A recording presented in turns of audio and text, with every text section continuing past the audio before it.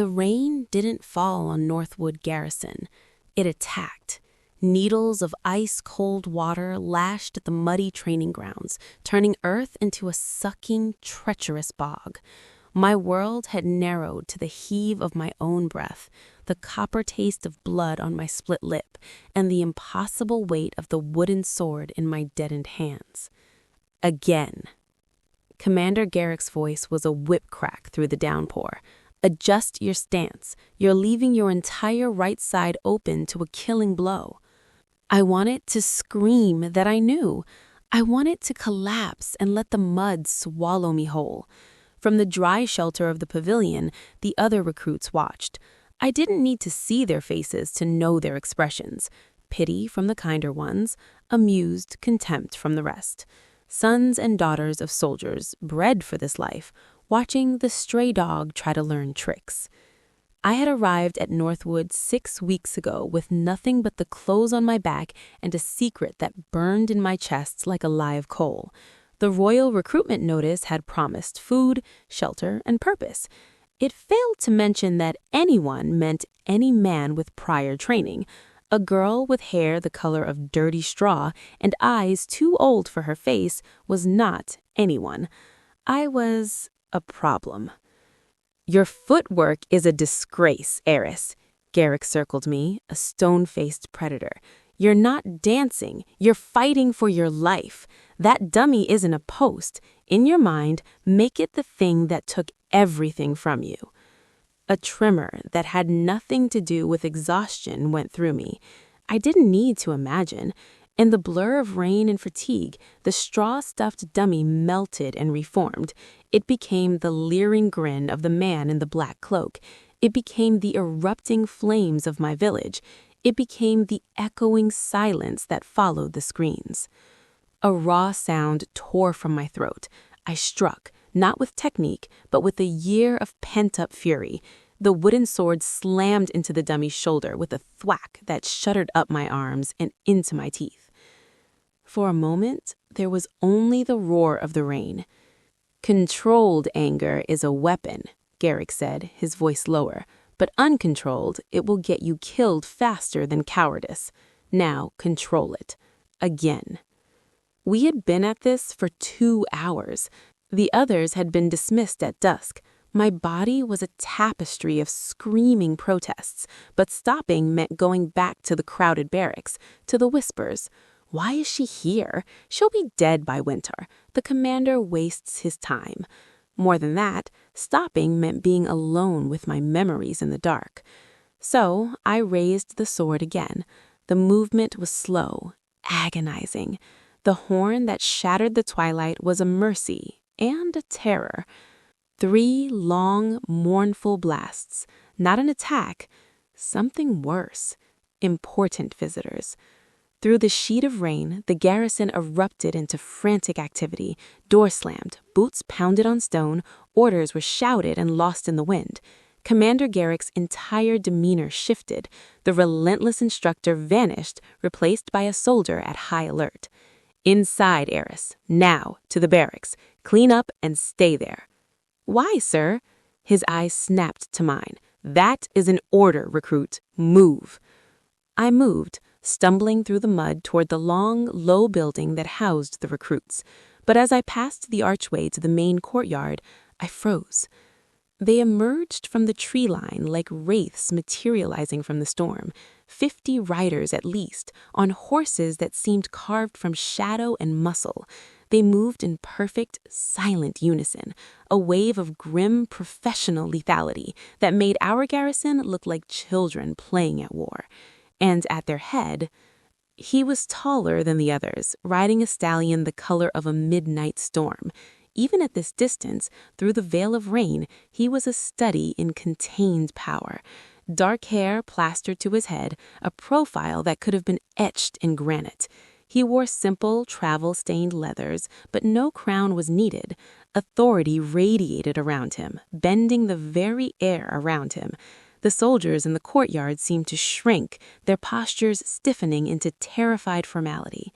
Commander Garrick hurried forward, bowing his head. "Your Majesty, we were not expecting an inspection." The king's voice cut through the downpour. "Unannounced visits are the only way to see the truth of my borders, Commander. Performances do not interest me." King Kalen, the Storm King. The stories about him were not the kind told around hearths. They were whispered in guardhouses and barracks. He took a throne stained with his family's blood and forged a fractured kingdom into something fearsome and united. They said he could hear a lie from a mile away. They said his enemies didn't just die, they vanished. And he was looking past Garrick, past the rows of drenched soldiers. His stare, sharp as a honed blade, found me in the archway. I was a statue of mud and rainwater, clutching a practice sword, shivering violently. Every instinct shrieked at me to run, to hide, but his stare was a pin, and I was the butterfly. Garrick followed his gaze, and I saw a flash of panic on Garrick's usually impassive face. "A recruit, Your Majesty, still in training. She was just finishing." "She looks," the king interrupted, his eyes never leaving mine, "like she's one breath away from drowning in that mud. How long has she been out here?" 2 hours, sire. She requires additional focus." King Kalen dismounted, the movement fluid and silent. He began to walk toward me. His men formed a dark, watchful semicircle behind him. The rain seemed to part for him. He stopped 3 paces away. Up close, he was even more imposing. His eyes were not brown, but a strange, luminous gray, like the heart of a winter storm. A pale, thin scar traced from his left eyebrow down to his jaw, a ghost of some past violence. 2 hours, he repeated, finally looking at Garrick, though his attention felt firmly anchored on me. "Alone? In this?" "Yes, Your Majesty." "Why?" The question hung in the air. I felt the weight of 100 eyes. The proud, broken thing inside me, the last ember that hadn't been quenched by rain or memory, sparked. My voice, when it came, was raspy but clear. "Because I am not good enough yet." A flicker in those storm-gray eyes, something like surprise or recognition. He turned fully to me now. "Not good enough for what, sir?" "To survive what's coming." A beat of silence. Then he did something astonishing. He held out his hand toward one of his warriors. The man, without a word, drew his own practice sword, a well-used, weighted thing, and placed it in his palm. King Kalen looked back at me. "Show me." Garrick took a half-step. "Your Majesty, she is exhausted. She's not ready for—" I did not ask if she was ready, the king's voice was quiet, but it silenced the entire courtyard. I asked her to show me. Defend yourself, recruit. It was not a request.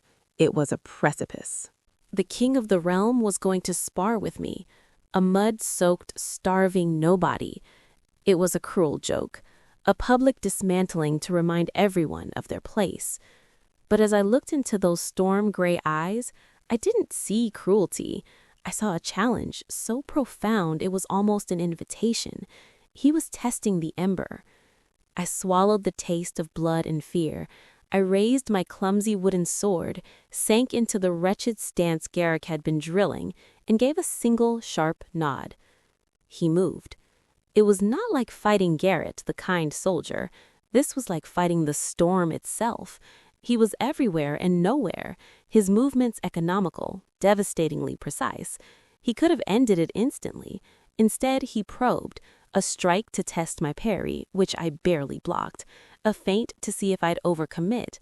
I stumbled back, my boots sliding in the mud. He wasn't trying to win, he was reading me. Every block, every desperate dodge was a sentence in a story he was parsing. After a minute that felt like an hour, he stepped back. I was panting, my arms leaden.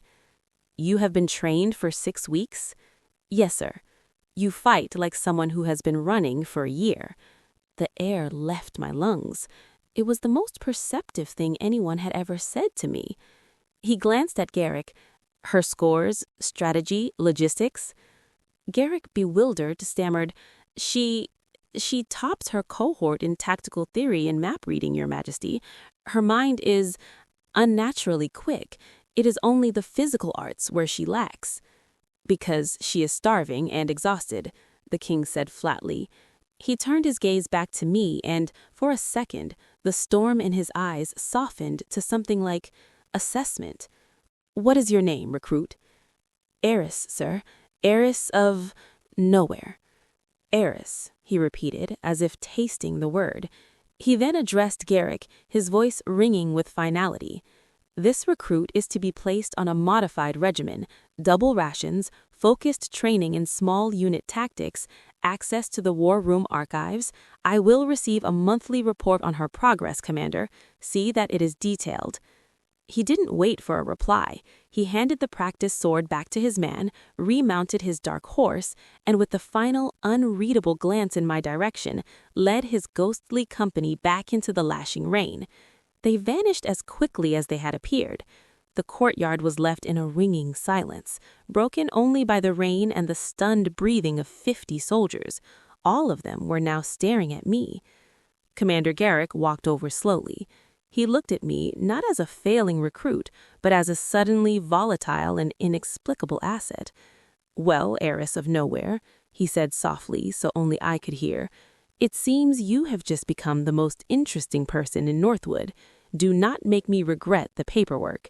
He walked away, leaving me standing alone in the downpour, the king's last look seared into my mind, and a terrifying, fragile hope kindling in the cold, dark place where my heart used to be.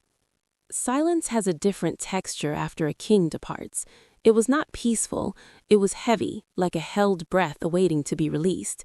In the days that followed the Storm King's visit, Northwood Garrison did not return to normal. It tilted on its axis, and I was the strange new center. The double rations appeared without comment, a bowl of thick stew, an extra slab of dark bread, a piece of hard cheese. It was more food than I'd seen in a single sitting since before the flames. Eating it felt like an act of rebellion. My body, confused by the sudden abundance, ached in new ways as it began the slow, painful work of rebuilding what a year of hunger had stolen. Commander Garrick's attitude shifted from exasperated endurance to focused, intense scrutiny. My training was no longer about keeping up with the others. It became a private, relentless dissection.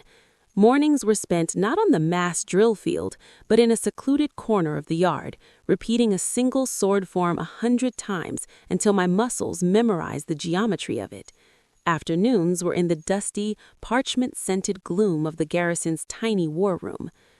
Forget the sword for a moment, Garrick would say, spreading a map of the borderlands across the scarred table. Your body will learn. Your mind must leap. Show me where you would ambush a supply caravan moving from Riverbend to the outpost at Blackstone. I pointed to the obvious place, Fellwood Pass, narrow, steep-sided. Why? He grunted. It's a natural choke point. You control the high ground. And every junior officer for 50 miles knows it's a natural choke point. They'd send scouts ahead. They'd be ready. Think like the enemy, then think like yourself. I stared at the lines and symbols until they swam. I thought of the raiders who had taken my village. They hadn't come head-on. They slithered in through the old Shepherd's Pass, the one everyone considered too treacherous. They came where they were not expected. My finger moved to a seemingly benign stretch of open road, flanked by gentle, flower-dotted meadows. Here, I said. Garrick's eyebrow twitched. Open ground, no cover, a terrible choice. It is a terrible choice, I agreed, a strange certainty settling in my chest. Which is why the caravan captain will relax here. He'll think the danger has passed after navigating the pass. But look, I traced the line of a shallow seasonal creek bed that ran parallel to the road, hidden by tall grass. You move your force here at night. You dig in just enough to break a silhouette. You strike at noon when the sun is in their eyes and they've let their guard down completely. Silence. Garrick stared at the map, then at me. There was no praise in his face, but a deeper, more serious assessment. Unorthodox. Risky. It could work. He rolled up the map and fetched another. Again. The other recruits' whispers crystallized into distinct camps. Some, like Torin, a burly blacksmith's son, viewed me with open resentment. "Special treatment," he'd mutter during evening drills, loud enough for me to hear. The king felt sorry for the stray. It won't last. Others were merely wary, keeping a polite distance as if I might be contagious. Only one, a sharp-eyed girl named Lyra, who had been a scribe's apprentice, approached me directly. She found me one evening struggling to copy a complex troop movement diagram. "Your perspective is off," she said simply, not unkindly. She took the charcoal and with a few deft lines corrected the depth of the valley. "The map is a lie if you don't understand the land. My father used to survey these mountains. He told me stories." That was the beginning of a fragile, wordless alliance. Lyra understood information, its collection, its distortion, its power. She didn't ask about my past. In return, I didn't pry into why a scribe's daughter wanted to be a soldier. We were both puzzles, and we respected the pieces we chose not to reveal. A moon cycle after the king's visit, the first monthly report was sealed and sent by royal courier. I watched the rider disappear down the southern road, a tight coil of anxiety in my stomach. My life was now distilled into inked words on parchment, traveling to a man who held the fate of kingdoms in his hands. What did he expect to read? What if I was a disappointment? The answer came not in a letter, but in a book. A week later, a parcel arrived for Garrick. He summoned me to his quarters, a Spartan room smelling of leather and lamp oil. On his desk lay a heavy tome, bound in dark blue leather with no title.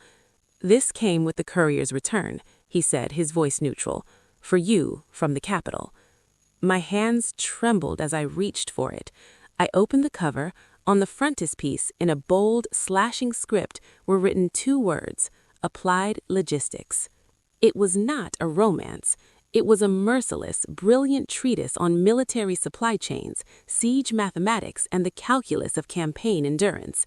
In the margins were notes in the same decisive hand, questions, challenges, counter-arguments to the author's points. At the end of the chapter on fortification weaknesses, a new note was freshly inked. It read, "A wall is only as strong as the loyalty of those who guard its gate. Discuss." It was a dialogue, a silent, profound conversation across miles. The king was not just receiving reports. He was engaging with my training. He was teaching me. The realization was a thunderclap in my quiet world. I spent every free moment devouring the book, wrestling with its concepts, forming my own responses in my mind. I started a secret mental ledger of things I would say to him if I ever had the chance. A wall's strength also depends on the hope of those sheltered behind it, I thought. Starving people will open their own gates. My physical training began to change subtly, influenced by the mental shift. I stopped fighting the wooden sword like an enemy and started negotiating with it like a partner. My endurance grew. The hollows in my cheeks began to fill. I could see the faint, hard lines of muscle when I trained. Then the first test arrived. It was not a drill. The alarm horns that shattered the dawn were the real, jagged, screaming notes of imminent threat. Raiders from the lawless eastern fells were attacking the outermost watchtower. Chaos erupted. Garrick's voice boomed, cutting through the panic. "Defensive positions. Archers to the west wall. Infantry form up at the gate." We were recruits, not frontline soldiers. Our role was to man the interior defenses, to prepare the medical station, to be a last resort. As I ran with Lyra to the supply shed to fetch bandages and water, I passed the command post. Garrick was hunched over a map, shouting orders to his lieutenants, but his face was etched with frustration. A scout, bleeding from a scalp wound, gasped out his report. "Pushing from the east road, but their main force is missing, Commander. The tower is a feint." My feet stopped moving. I looked past the scout, out over the battlements, toward the dense green smudge of the whispering wood that bordered the garrison's northern side. The book, the chapter on diversionary tactics, the marginal note in dark ink, a feint only works if the true blow is unseen until it lands. "Commander!" The word was out of my mouth before thought. Garrick's head snapped up, irritation flashing in his eyes. "Not now, Eris." "The wood," I pressed, my voice surprisingly steady. "The eastern attack is too loud, too obvious. It's holding your gaze. The real force will come through the wood. It's the only approach we're not watching." A lieutenant scoffed. "The Whispering Wood? Impassable this time of year. Swampy, thick. No commander would risk it." "A commander who wants to win would," I shot back, the king's notes giving me a courage I didn't own. "They'd use our assumptions as their cover." Garrick stared at me, then at the map, at the innocent, treacherous green blob representing the wood. A lifetime of conventional training warred with the unorthodox logic I presented. With a curse, he made his decision. "Send half the infantry to the northern tree line, now. Archers, cover them. Move." The next hour was a blur of terror and grim validation. The raiders' main force, 30 strong, emerged from the shadows of the Whispering Wood exactly as predicted. They were met not with an undefended wall, but with a prepared garrison force. The fighting was brutal and short. The raiders, shocked to find their masterstroke anticipated, broke and fled back into the gloom. Afterwards, standing amidst the mud and the quiet moans of the wounded, Garrick found me. I was helping Lyra clean a gash on a young soldier's arm. He didn't speak for a long moment. Then he said, "The report next month will be interesting to write." That night, as I tried to scrub the scent of blood and fear from my skin, I didn't think of the battle. I thought of the blue book. I thought of a note in a margin that had, in some small way, saved lives today. The Storm King's shadow was long, reaching from his capital into the heart of our fight, and for the first time, standing within that shadow didn't feel like hiding. It felt like standing beside something or someone immensely powerful. And the most terrifying part was the quiet, insistent thought that followed. I wanted to be worthy of it. Victory at Northwood's walls did not bring peace. It brought a colder, more watchful tension. The raiders had been repelled, but their failure was a message in itself. Northwood was no longer a sleepy border post. It was alert. It had teeth, and someone had been smart enough to see through their plan. Whispers about my role in that day began to circulate, morphing with each telling. Some said I'd had a vision, others claimed I'd intercepted a secret missive. Torrin and his friends settled on the theory that it was pure, stupid luck, a guess that had somehow paid off. Commander Garrick neither confirmed nor denied the stories. His method became more intense. My lessons now included after-dark sessions in the war room, the single oil lamp painting giant, wavering shadows of toy soldiers on the map-strewn walls. "They will adapt," he growled one night, moving a black wooden block representing a raider chieftain. "They know we were prepared for the wood. They will assume we will now fortify it. So, where next?" My eyes traced the landscape around the garrison. River, road, wood, cliffs. The cliffs are impossible to scale. Are they? He challenged. To you? To a tired soldier? To a determined climber with ropes and hate in his heart? I studied the topographical lines. A small team, not a main force. Infiltration, not assault. They wouldn't come for the walls. They'd come for the armory, or the command post, or the greenery. Garrick gave a slow, grim nod. Assumptions are the death of strategy, Eris. You must see the board as your enemy sees it, then see it again as yourself, and find the third way, the way neither of you saw. It was during these sessions that the worlds beyond the garrison's stone walls began to seep into my consciousness in a new way. Garrick spoke of treaties not just with neighboring lords, but with the old peoples of the forest and the high stones. He mentioned offhand that the peace along this stretch of border was kept not only by soldiers, but by older, stranger agreements. One afternoon, a patrol returned missing 2 men. They weren't dead. They were found miles off their route, dazed and unharmed, their weapons neatly stacked beside them. Their only report was of a wrongness in the air, of shadows that moved against the wind, and a feeling of profound, ancient warning. "The shadow dancers," Lyra whispered to me later as we mended practice gear. She'd heard the term from the old cook, who was from the borderlands. "They were here before the kingdom. They live in the deep places. The king has a pact with them.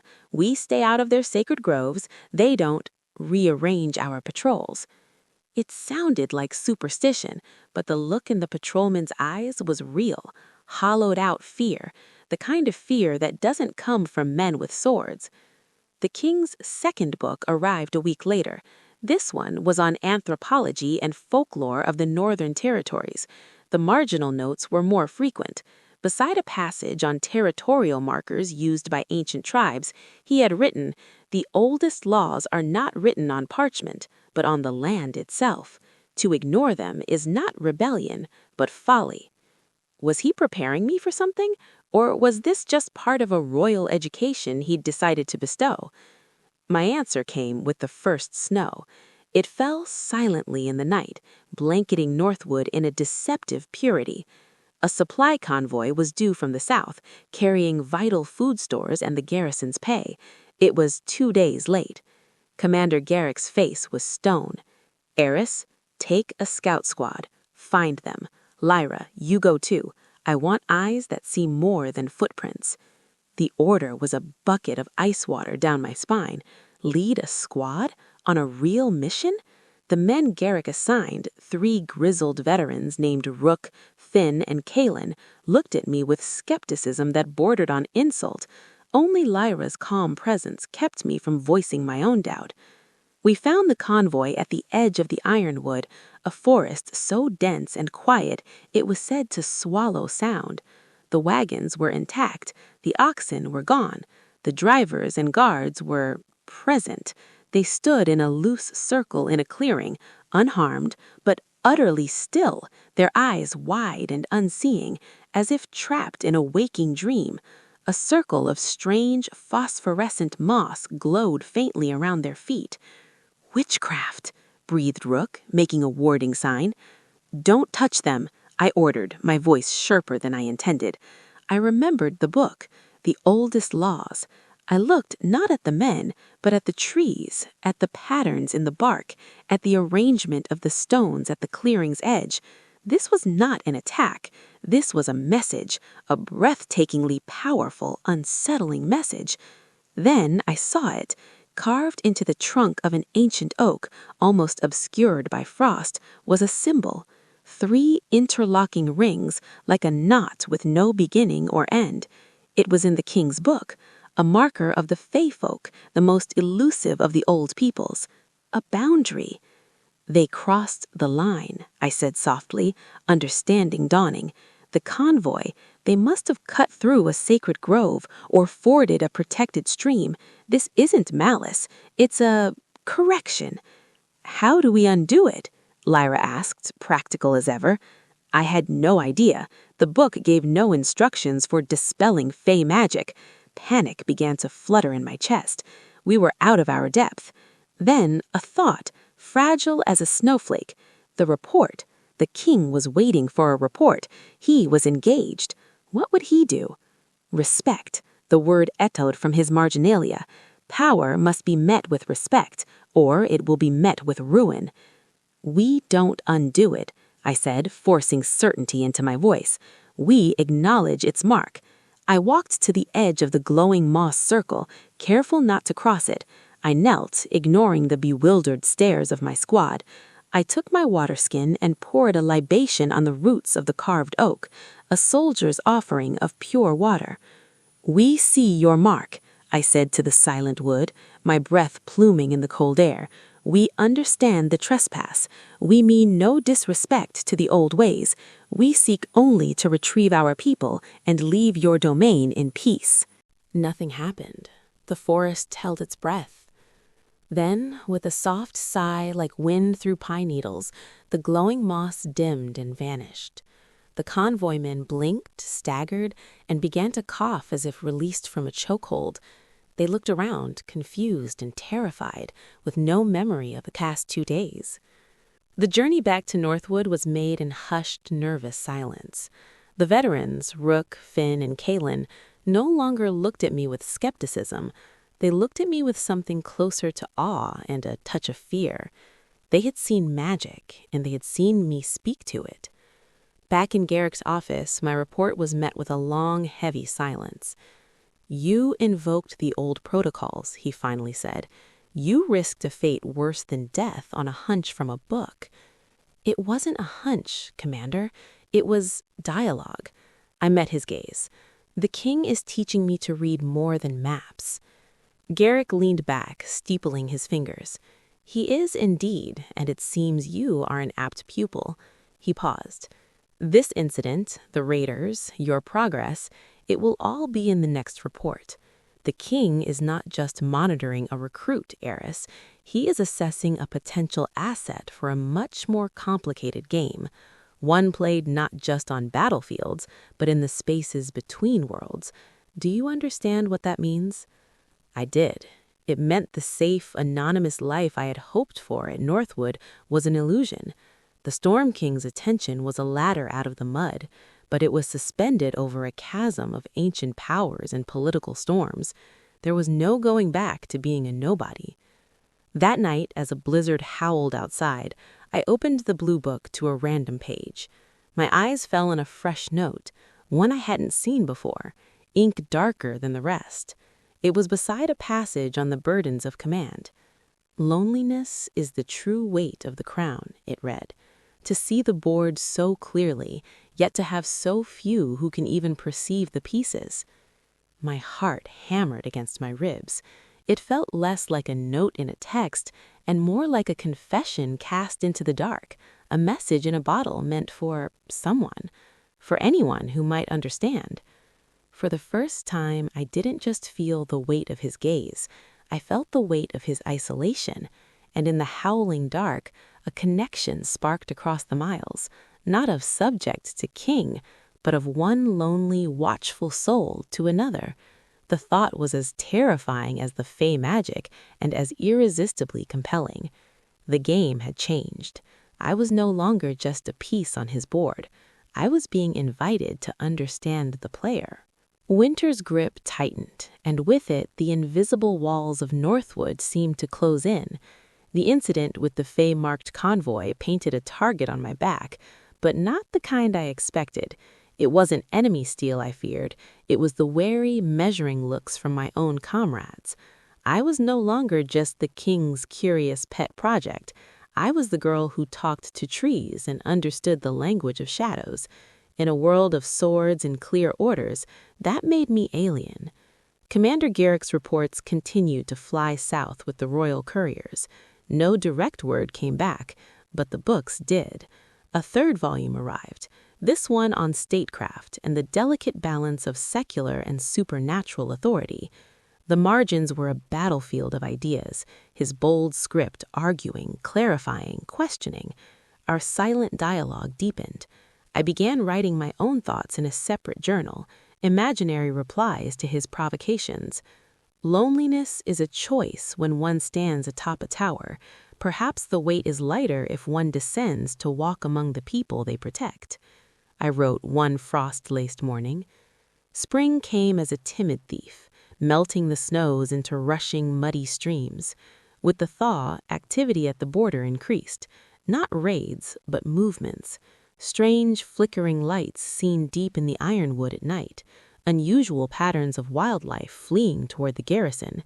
A tension settled over the land, a sense of something vast and old stirring from a long slumber.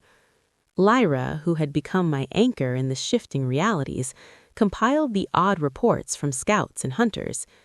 "It's like the land itself is holding its breath," she murmured, her finger tracing a map showing clusters of strange occurrences. "They're not attacking. They're gathering, watching." "The old peoples," I said. "Something has unsettled the Trades." The answer arrived on a day when the sky was the color of a faded bruise, not with a horn, but with the ominous rolling thunder of many hooves on the hard spring ground. A different company of riders approached Northwood. These were not the king's shadowy elite. They wore the polished silver and sapphire livery of the royal council. At their head was a man with a face like a kind ledger and eyes like frozen chips of flint. Lord Malvern, the king's chancellor. His smile was a thin, humorless line as he dismounted and accepted Commander Garrick's bow. "Commander, we come on behalf of the Council of Peers. There have been concerns raised about the stability of the northern border. Unconventional methods, liaisons with non-human entities that skirt the edge of treason." His gaze swept the courtyard and landed at me, standing at attention with my squad. "We are here to investigate the source of these irregularities." An inquest. My blood turned to ice. This wasn't about border security. This was politics. The king's unconventional interest in a lowly recruit, his tacit endorsement of dealing with the Fae. It had drawn the attention of the powerful men who feared anything they couldn't control. For 3 days, Northwood was under a microscope. Lord Malvern and his clerks interviewed soldiers, pored over logs, and examined every aspect of garrison life. The atmosphere curdled. Torrin and his friends suddenly found a receptive ear for their complaints of favoritism and dangerous occult practices. I was summoned to the command room on the 3rd evening. Lord Malvern sat in Garrick's chair, Garrick himself standing rigidly to the side, his face a mask of impotent fury. "Heiress of nowhere," Malvern began, not inviting me to sit. "Your rise is meteoric, from starving vagrant to tactical advisor in under a year, aided, seems, by unique access to royal favor and forbidden lore. The council wonders, what does a girl of no family, no name, offer the Storm King that his own loyal lords and commanders do not?" The trap was exquisitely laid. Any praise of the king would sound like sycophancy. Any claim of my own merit would sound like arrogance. Any mention of the old treaties would sound like heresy. I chose the truth, the one that had become my compass. "I offer a perspective from the mud, my lord, not from the tower. The king seeks to understand all the pieces on his board, even those who live in the shadows of the forest. I can help translate." Translate. Malvern tasted the word. Or manipulate. The Fae are not our friends. They are capricious, dangerous beasts. Treating them as equals weakens the crown's authority. It suggests accommodation, compromise. He leaned forward. "Some on the council believe your influence is poisoning the king's judgment, that you are a weapon being forged not for the kingdom, but against its traditional powers." The accusation was so vast, so terrifying, I couldn't breathe. This wasn't about me. I was a pawn in a game between the king and the old nobility, a pretext to clip the king's wings. "The king's judgment is his own, my lord," I said, my voice barely a whisper. "Is it?" Malvern smiled his frosty smile. "We shall see. You are hereby relieved of duty, pending the council's full review. You will be confined to barracks until—" The door to the command room burst open. Not a guard, a royal courier, coated in the dust of hard riding, his face grim. He ignored Malvern entirely, strolled to Commander Garrick, and thrust a sealed scroll into his hands. The seal was not the council's, it was the king's personal sigil, a stylized wolf's head crowned with lightning. Garrick broke the seal, his eyes scanning the contents. His posture, which had been tense, now went utterly still. He looked from the scroll to Lord Malvern, and for the first time, I saw a flicker of fierce satisfaction in the commander's eyes. He cleared his throat and read aloud, his voice filling the stone room. "By the direct and unconditional order of His Majesty, King Cailan, first of his name, Lord of the Southern Plains and Warden of the Northern Reaches, recruit heiress is to be brought to the capital with all possible speed. She is hereby appointed as a royal liaison to the non-human peoples of the realm, with the full authority of the crown behind her word. Any and all interference with this appointment, or with her person, is deemed an act of treason against the throne. The council's inquiry is terminated. Lord Malvern, you are to return to the capital immediately to attend the king in court." The silence in the wake of the words was absolute, ringing. Lord Malvern's face drained of blood, then flushed a mottled red. The king hadn't just defended me, he had humiliated the council. He had drawn a line in the stone of the kingdom itself and placed me squarely on his side of it. Malvern stood, his chair scraping sharply. "This is highly irregular. The council will—" "The council," Garrick interrupted, his voice like grinding stone, "will obey its king. The courier will escort you to your quarters, Lord Chancellor. You depart at first light." Then he turned to me. "Eris, pack your things. You leave for the capital in 1 hour." The next 60 minutes were a whirlwind. Lyra helped me gather my meager possessions, my uniform, my journal, the 3 books from the king. Her hands were steady, but her eyes were wide. This is it, the real game. "I don't know the rules," I admitted, fear a cold knot in my stomach. "You helped write some of them," she said, squeezing my arm. "Remember the mud. Remember the perspective from the ground. He needs that. Don't let them turn you into just another piece in the tower." The ride south was a blur of changing landscapes and racing thoughts. The royal escort, this time, treated me with a silent, wary reverence. I was no longer a recruit. I was the king's liaison, a title that felt like a shield and a cage. We saw the capital, Ravenshold, from miles away. It wasn't a city. It was a mountain of white stone and soaring towers carved by giants, glinting under a clear spring sky. It was power made physical. As we passed through the colossal gates and into the bustling, overwhelming streets, the scale of it all threatened to crush me. I was taken not to barracks, but to a small, elegant house within the royal compound, staffed by quiet, efficient servants. "The king will summon you when he is ready. Rest, you will need it." Alone in a room finer than any I'd ever dreamed of, I opened my journal. I looked at my last imaginary reply to the king's note about loneliness. Perhaps the weight is lighter if one descends. He hadn't descended. He had reached down into the mud and lifted me up to his tower. The question now was, what did he expect me to see from this terrifying height? And what would I do when I saw the board from the player's perspective, with all its brutal, beautiful, and treacherous pieces laid bare? The Storm King's shadow had finally enveloped me completely. I was in his world now, and as night fell over the dazzling, dangerous capital, I knew with a certainty that vibrated in my bones. The test in the rain had only been the beginning. The real trial started now. The silence in my elegant little house was a living thing.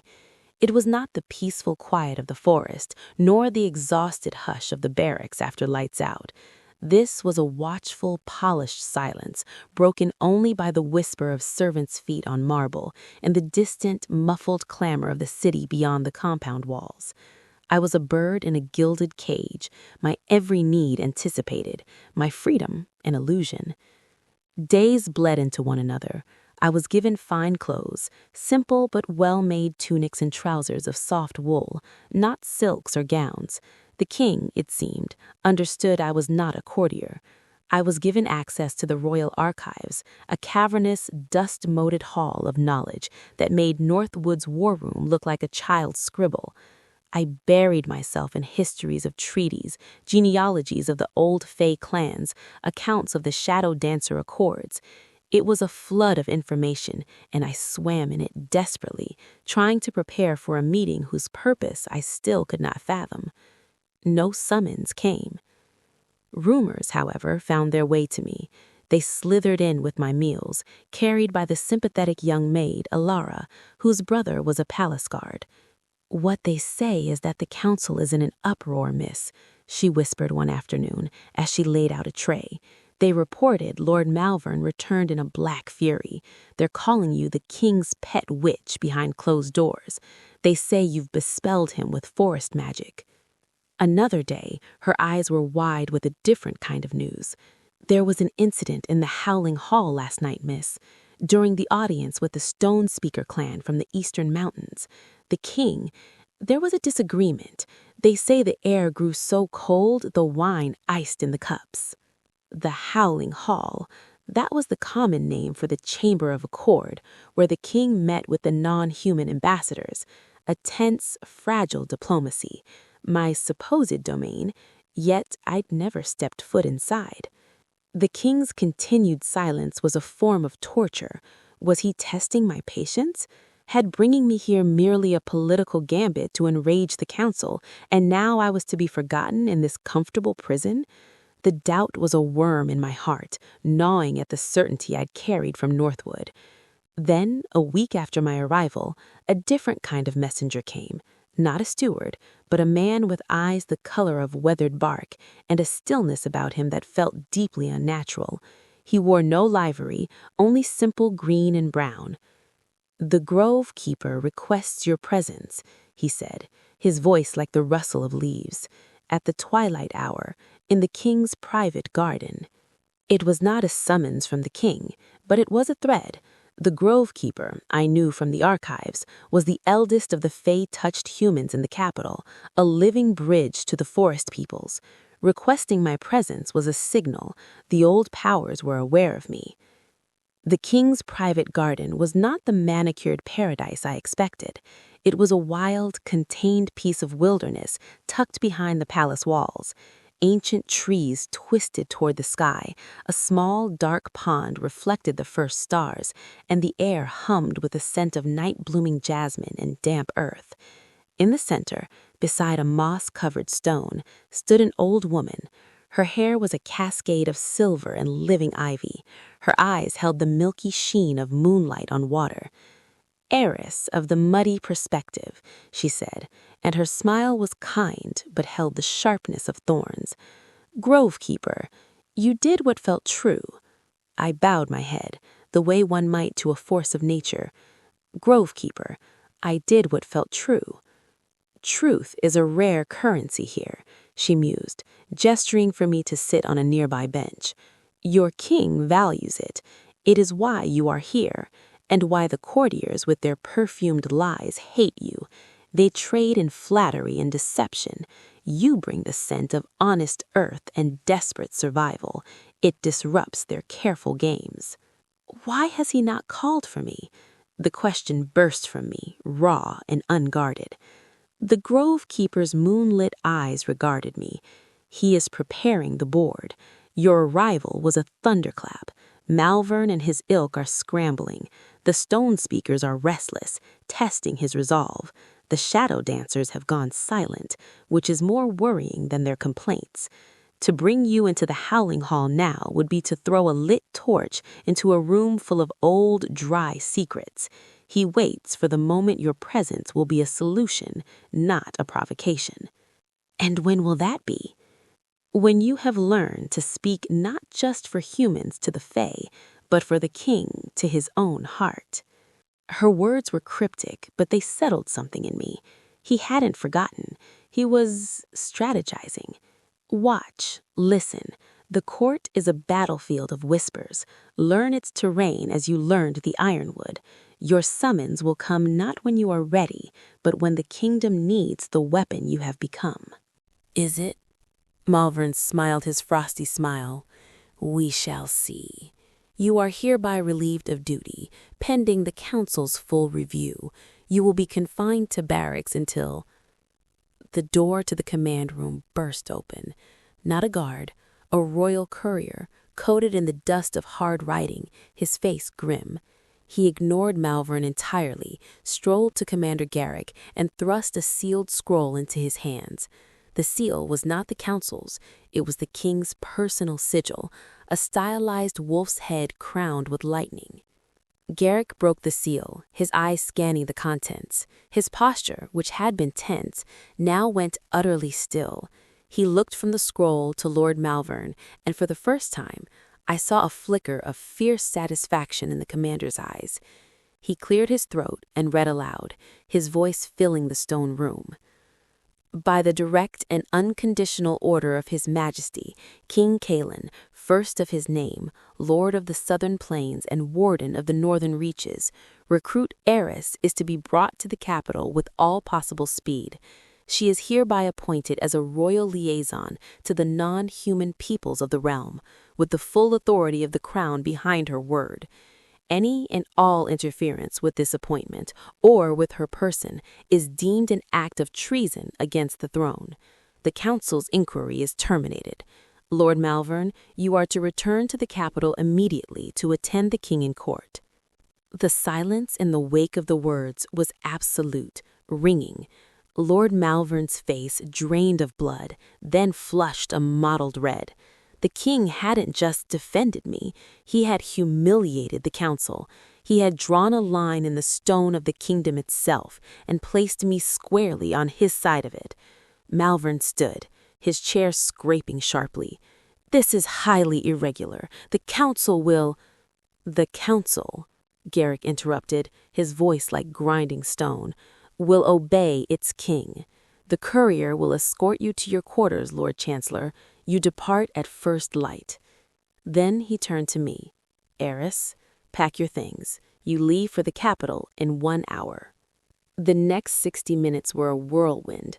Lyra helped me gather my meager possessions, my uniform, my journal, the 3 books from the king. Her hands were steady, but her eyes were wide. This is it, the real game. "I don't know the rules," I admitted, fear a cold knot in my stomach. "You helped write some of them," she said, squeezing my arm. "Remember the mud. Remember the perspective from the ground. He needs that. Don't let them turn you into just another piece in the tower." The ride south was a blur of changing landscapes and racing thoughts. The royal escort, this time, treated me with a silent, wary reverence. I was no longer a recruit. I was the king's liaison, a title that felt like a shield and a cage. We saw the capital, Ravenshold, from miles away. It wasn't a city. It was a mountain of white stone and soaring towers carved by giants, glinting under a clear spring sky. It was power made physical. As we passed through the colossal gates and into the bustling, overwhelming streets, the scale of it all threatened to crush me.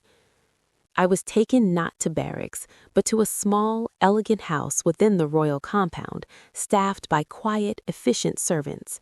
"The king will summon you when he is ready. Rest, you will need it."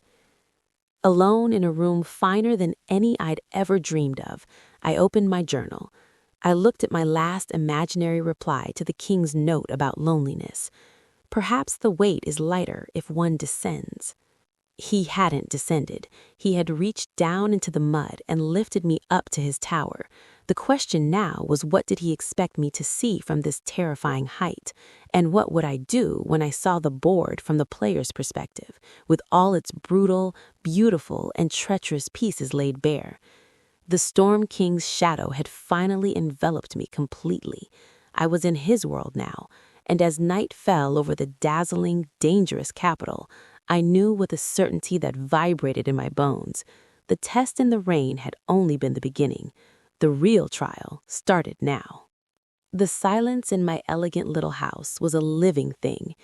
It was not the peaceful quiet of the forest, nor the exhausted hush of the barracks after lights out.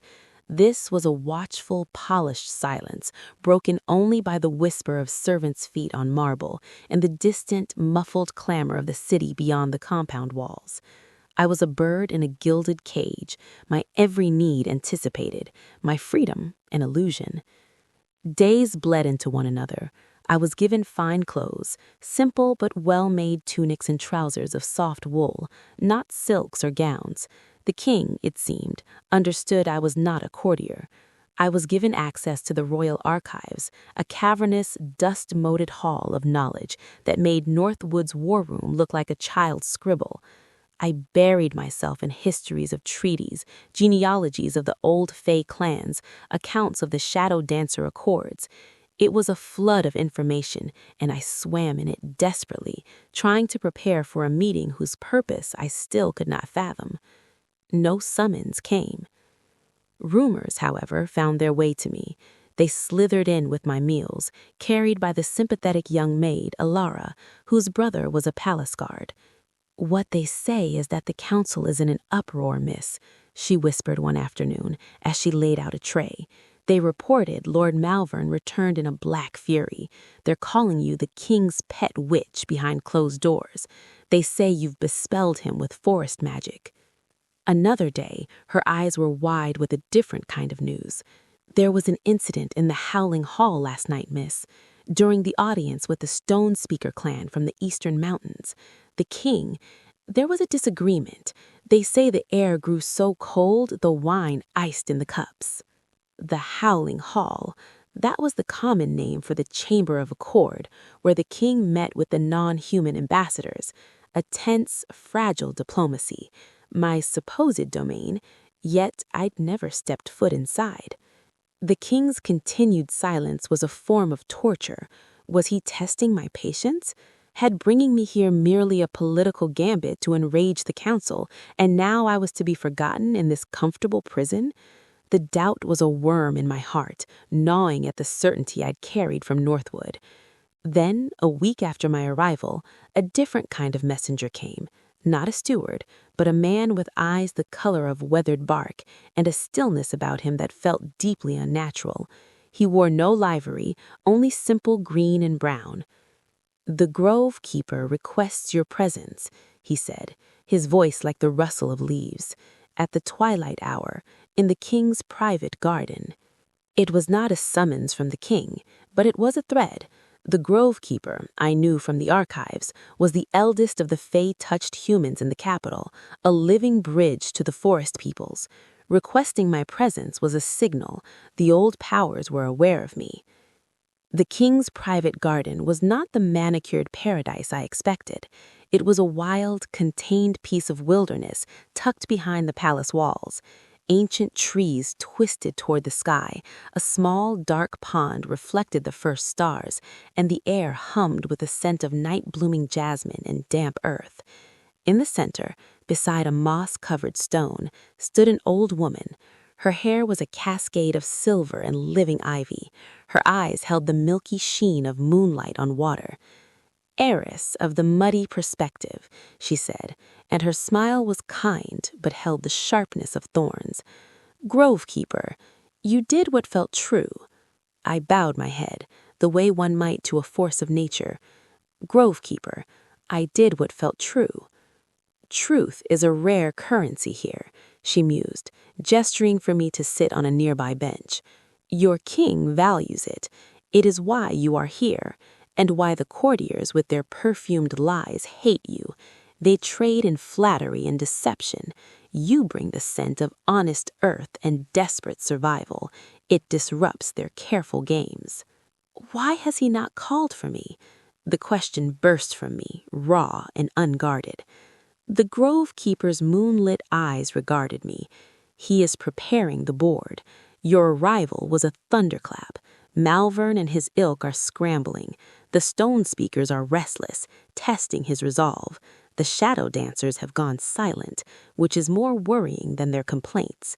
To bring you into the Howling Hall now would be to throw a lit torch into a room full of old, dry secrets.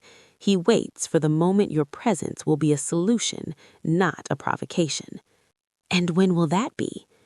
"When you have learned to speak not just for humans to the Fae, but for the king to his own heart."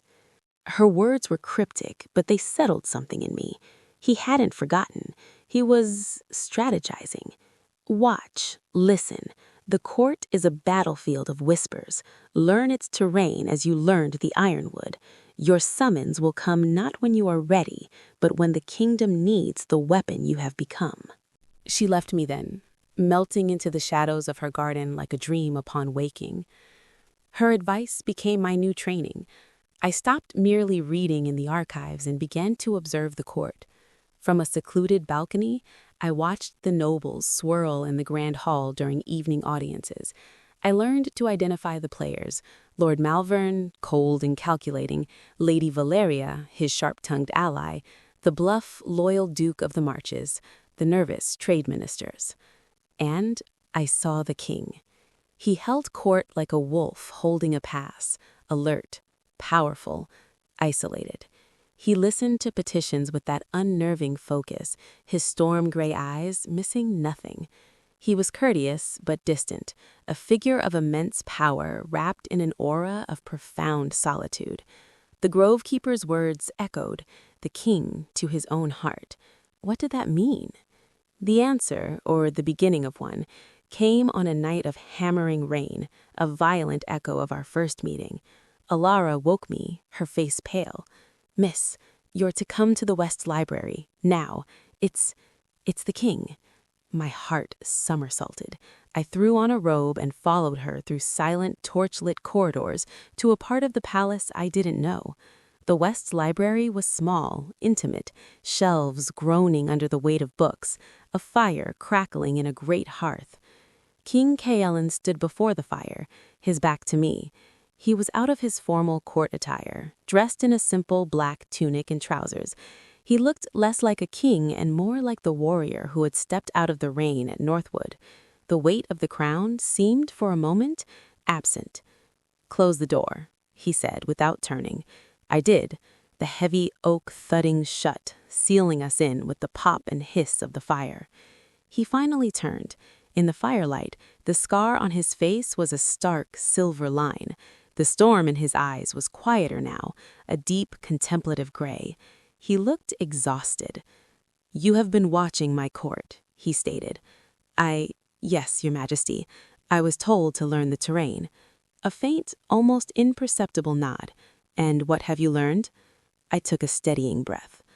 "I have learned that Lord Malvern fears your power but covets its trappings, that Lady Valeria's alliances shift with the wind, that the Duke of the Marches is loyal but thinks only in terms of grain yields and soldier counts. I have learned that they all see the non-human peoples as either pets or pests to be managed, not as partners bound by ancient law. And what do you see them as?" His voice was low, inviting not a courtly answer, but a true one. "Neighbors," I said, the word feeling right. Powerful, dangerous, sometimes incomprehensible neighbors, but neighbors with whom you have a shared wall. If you neglect your side, the whole structure rots. He was silent for a long moment, studying me as if I were one of his complex maps. "The stone speakers have threatened to withdraw from the accords," he said, finally moving to a table where a map was unfurled. It showed the eastern mineral-rich mountains. "They claim my patrols are desecrating their ancestor cairns. Malvern's solution is to send the Legion to remind them of their place. What is yours?" This was it, the test. Not in a muddy yard, but here, in the heart of his power. I walked to the map, my mind racing through the archives, through the Grovekeeper's advice, through the perspective from the mud. "Sending the Legion would be a catastrophe," I said, my finger tracing the mountain passes. "It would be a war of attrition in terrain that favors them utterly. You might win and secure a mountain of corpses and eternal enmity." I looked up at him. "The stone speakers value honor above all. A perceived slight must be answered.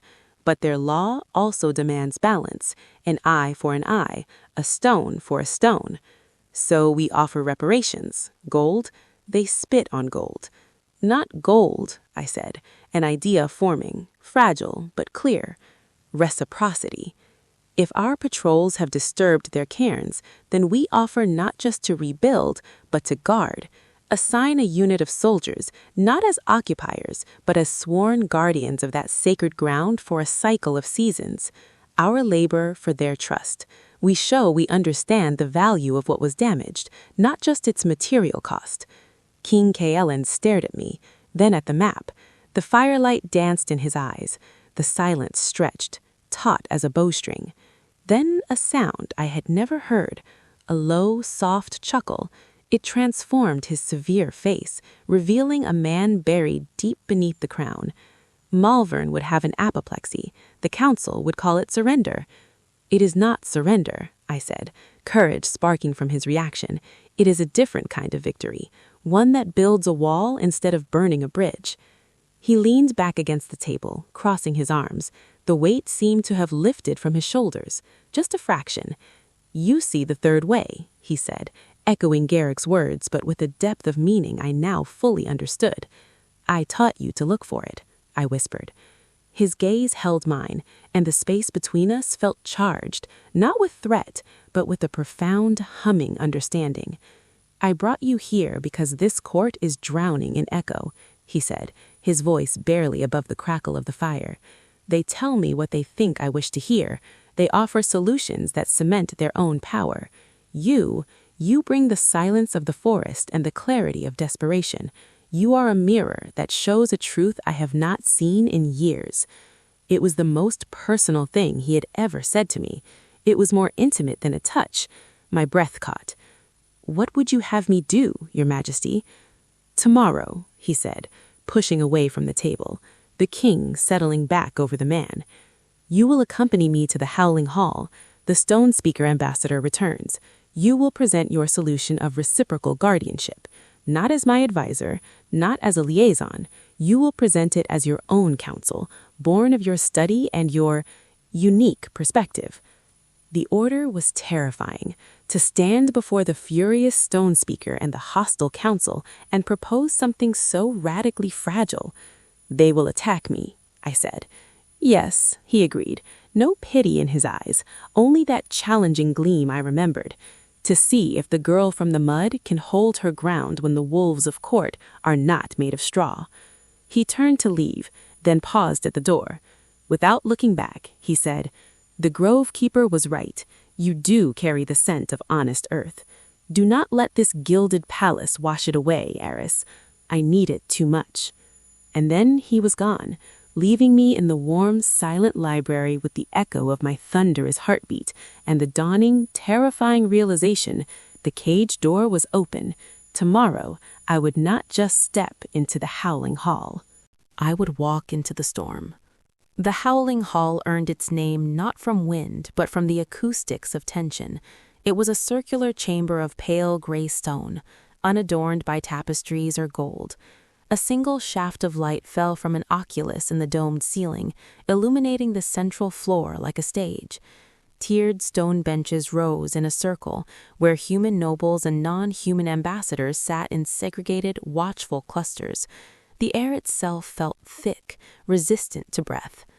I stood in an antechamber, my hands cold and clammy, dressed in the simple dark gray tunic and trousers that marked me as neither soldier nor courtier, but something undefined, my own armor.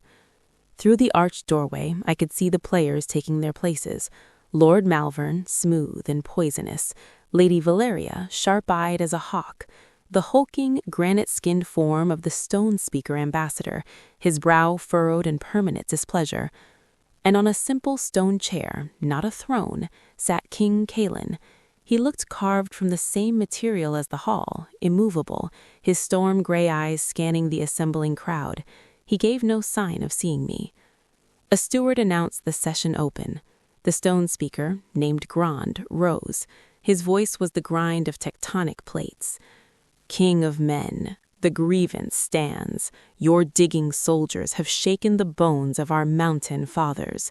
The accord is strained. We feel the tremor of disrespect in the deep stone. What answer does the crown give?" Malvern stood immediately, oozing conciliatory menace. "Ambassador Grond, the crown regrets any intentional disturbance. We offer a gift of refined iron and a directive to our patrols to avoid the marked valleys." It was the standard response, a bribe and a vague promise, an insult to a people who valued honor over metal. Grond's stony face darkened. "You offer shiny rock for the peace of ancestors. Your words are pebbles against a mountainside. The accord needs stronger mortar." A murmur of nervous agreement rippled through the human nobles. Malvern's smile tightened. This was the precipice. King Cailan raised a hand. Silence fell, immediate and absolute. "The crown," he said, his voice filling the chamber without effort. "The crown has sought a deeper counsel on this matter, one versed in both our law and the spirit of the accords." He turned his head slightly toward the archway. "Liaison Eris, you have studied the grievance. Speak your counsel." Every eye in the Howling Hall swiveled to me. The weight of their gazes, curious, hostile, incredulous, was a physical pressure. I felt the mud of Northwood on my boots, the phantom ache of the practice sword in my hand. I walked forward into the shaft of light, feeling naked and exposed. I bowed first to the king, then to Ambassador Grand. Honored ambassador, the crown acknowledges the grievance as a true fracture, not a scratch, but a crack in shared stone. Grand regarded me, his jewel-like eyes unblinking. You are the one from the mud. The grove keeper speaks of you. Your words have the smell of forest truth. But this is matter of stone and deep time. What can you know? I know that a crack ignored becomes a chasm that swallows all, I said, my voice gaining strength. The patrols disturbed sacred ground. Reparations must be made not in your currency, nor in ours, but in the currency of the act itself, in honor and labor. Malvin scoffed audibly. Labor? Shall we send miners to dig their graves? I ignored him, keeping my focus on Grand. The crown proposes this. A unit of our soldiers will be sworn before your elders and ours as guardians of the cairns for one full turning of the seasons. They will not carry weapons within the sacred valleys. Their duty will be to protect, to repair, to learn the stories of the mountain fathers so such disrespect never happens again. Their labor will be the mortar for the accord. The silence that followed was profound. The human nobles stared in blank shock. The non-human ambassadors, a slender fey envoy, a shadow dancer who seemed more smoke than substance, leaned forward, intrigued. Grand was silent for an eternity. You would place armed men as keepers of our dead. Not as armed men, I stressed, as guardians. Their weapon will be their oath. Their strength will be their respect. They would be a living bridge of stone placed by human hands to honor stone speaker ancestors, a gift of service for the service your ancestors gave in resting peacefully. Malvin shot to his feet. Your Majesty, this is madness. To demote soldiers to grave tenders? It is an unprecedented humiliation. It is an unprecedented solution, the king's voice cut across him, cold and final. The Liaisons Council recognizes the core of the grievance, not material loss, but a breach of sacred trust. It offers restoration through honor. Ambassador Grand. The stone speaker slowly rose to his full, imposing height. He walked toward me, each footfall echoing. He stopped a pace away, his deep-set eyes searching my face. I held his gaze, forcing my fear down. Your words are not polished lies, he rumbled. They have the rough truth of uncut stone. This proposal, it is strange. It is not the way of men. He looked past me to the king. But it is a way. It speaks of understanding, not dominance. The Stone Speaker clan will consider this offering of reciprocal guardianship. We will give our answer at the next moon. A collective exhale seemed to go through the hall.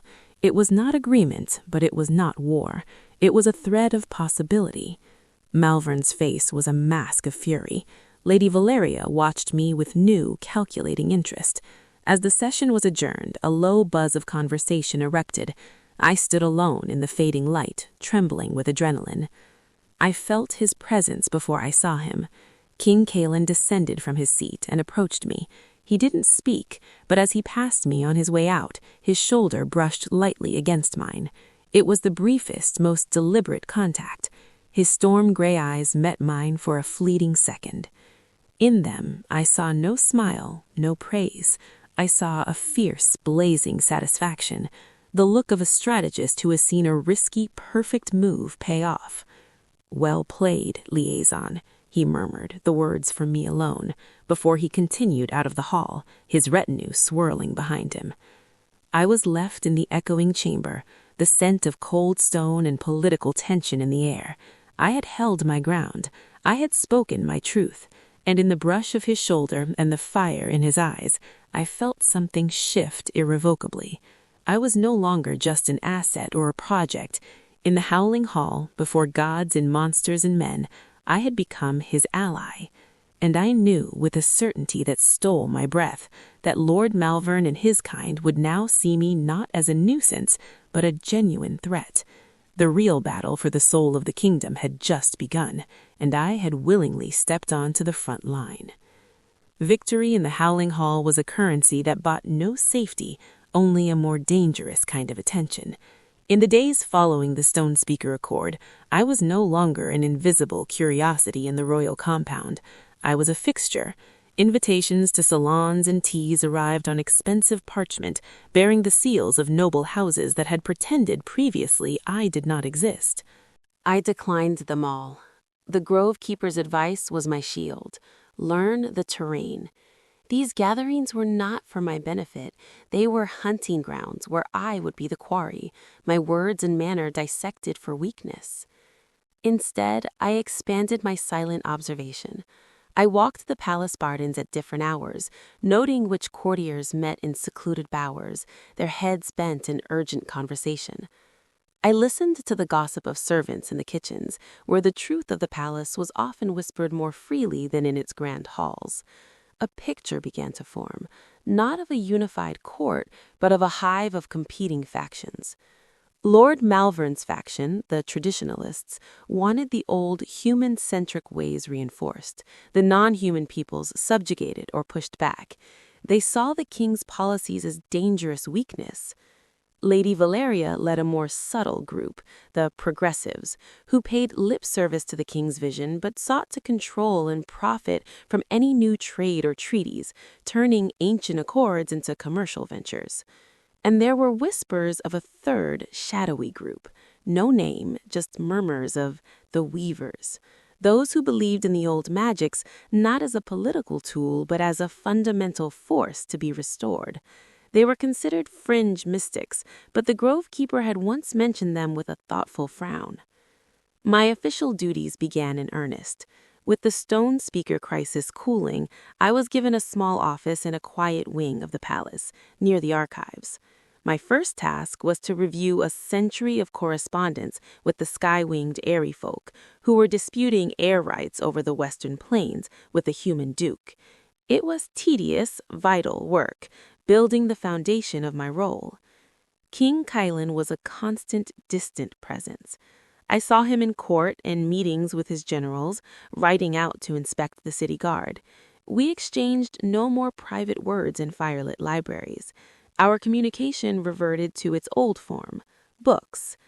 A new volume appeared on my desk one morning, a history of the airy folks' migratory patterns. In the margin beside a passage on their strict laws of aerial territory, his bold script asked, "Can law bend for necessity, or does it shatter?" I wrote my reply in my journal that night, as if sending it into the ether. Strong law can bend like a wing in the wind. Brittle law breaks.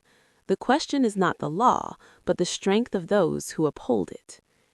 A week later, the summons came again, not to the library, but to the Royal Mews at dawn.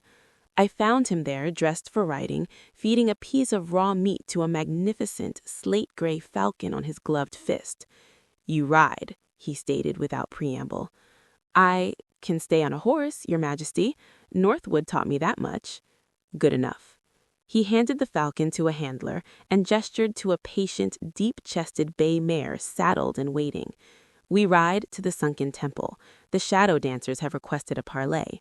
They specified the presence of the truth speaker from the mud." My pulse quickened. The shadow dancers were the most enigmatic of the old peoples.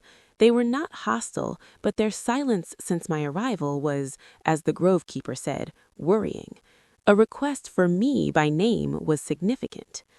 We rode out with a minimal escort of 4 of his personal guard, men so quiet and alert they seemed extensions of their horses. We left the city and entered the wild, rolling hills to the north. The king was a natural rider, a part of his stallion. He said little, his gaze scanning the horizon, the tree lines, the sky. It was a comfortable silence, filled with the rhythm of hooves and the morning song of birds. After 2 hours, we reached a place where the land dipped suddenly into a hidden, mist-shrouded valley. At its heart lay ruins, massive moss-covered blocks of white stone, arranged in a half-sunken circle, the sunken temple.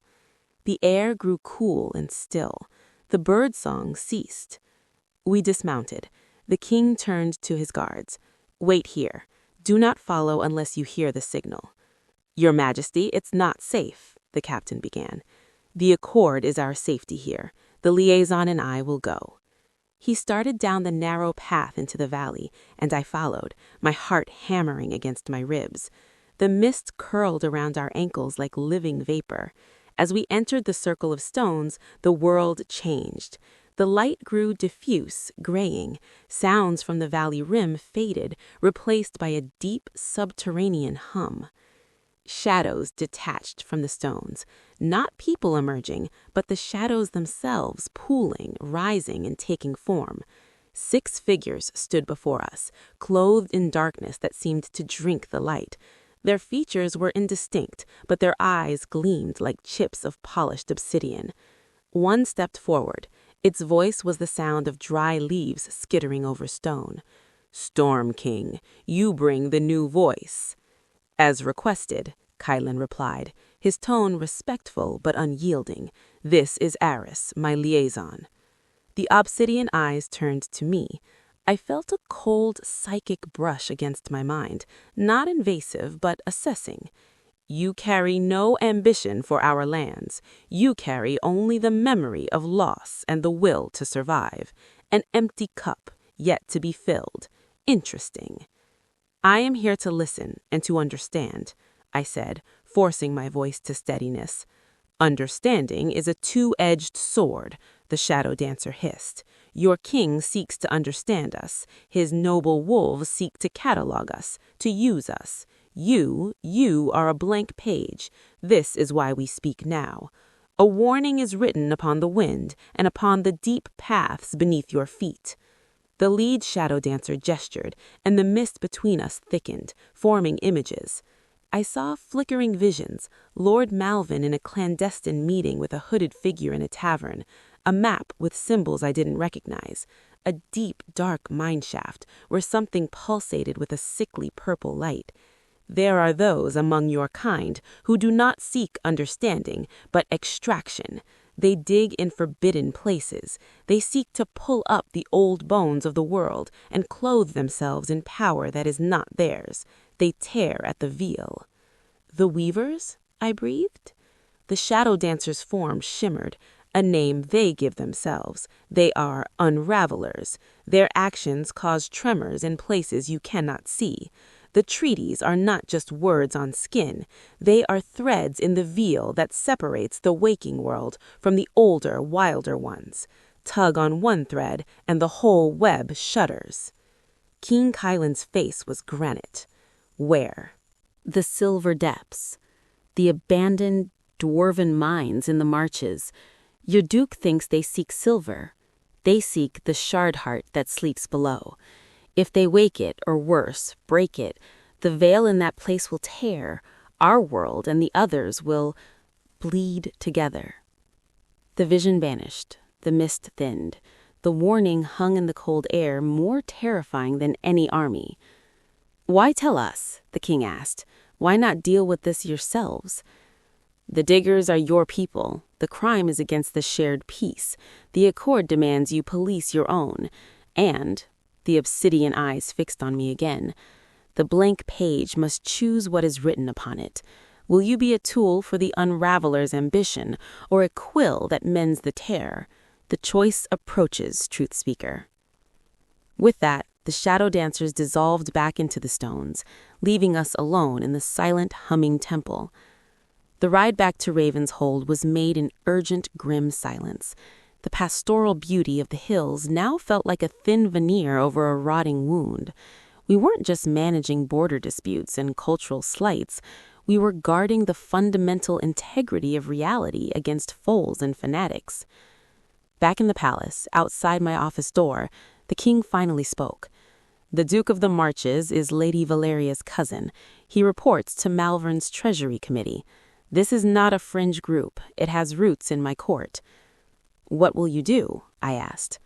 I will send the legion, he said, and at my flinch, he added, not to the mines, to the march's border for exercises, a show of strength to freeze their operations. But we need proof, evidence of what they're truly doing. We cannot move against a duke and a high lord on the word of shadow dancers alone. He looked at me, and the storm in his eyes was a brewing tempest. Your next task, liaison. The airy folk dispute can wait. Find me the proof. Use your new visibility. Let the court think you are navigating their silken drawing rooms. Listen in their silken drawing rooms. Follow the threads of gossip and gold. The unravelers are here, in my palace. Find them. He left me standing there, the weight of the world, of multiple worlds, settling onto my shoulders. The perspective from the mud had just expanded to a dizzying, terrifying scale.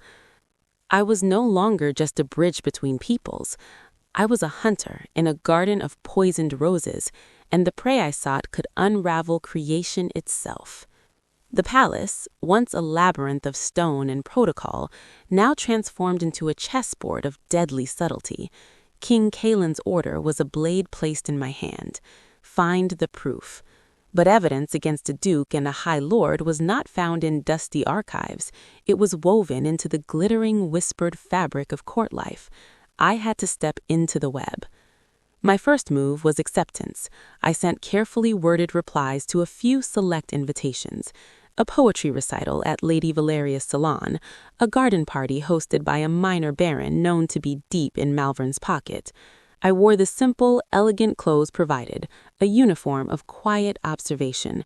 I became a ghost at the feast, smiling politely, speaking little, listening with every fiber of my being.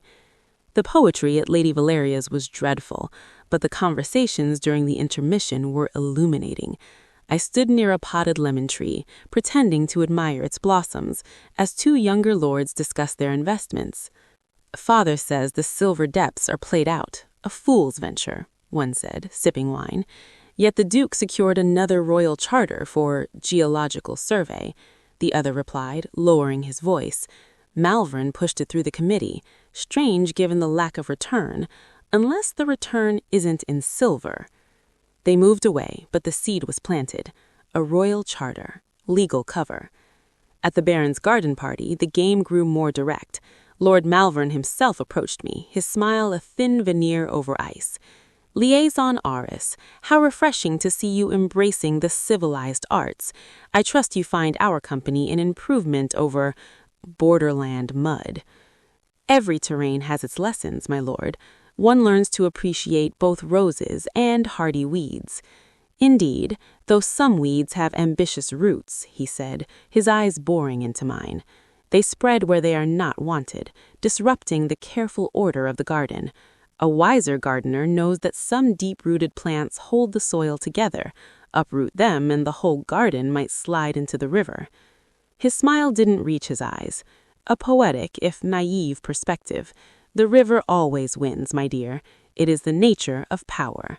He gave a curt nod and drifted away to more important prey. The verbal skirmish left me shaken but focused. Malvern was nervous. My presence, my success with the stone speakers, was a weed in his ordered garden. But I needed more than metaphor. I needed a thread to pull. That thread came from an unexpected source. Ilara, my maid. One evening, as she helped me prepare for another tedious supper, she spoke in a rushed whisper. Miss, my brother, the guard, he was on night ditty at the postern gate by the old vine wall 2 nights ago. He saw a man, hooded, leaving the grounds well after curfew. He carried a satchel that clinked, not like coins, like glass or strange metal.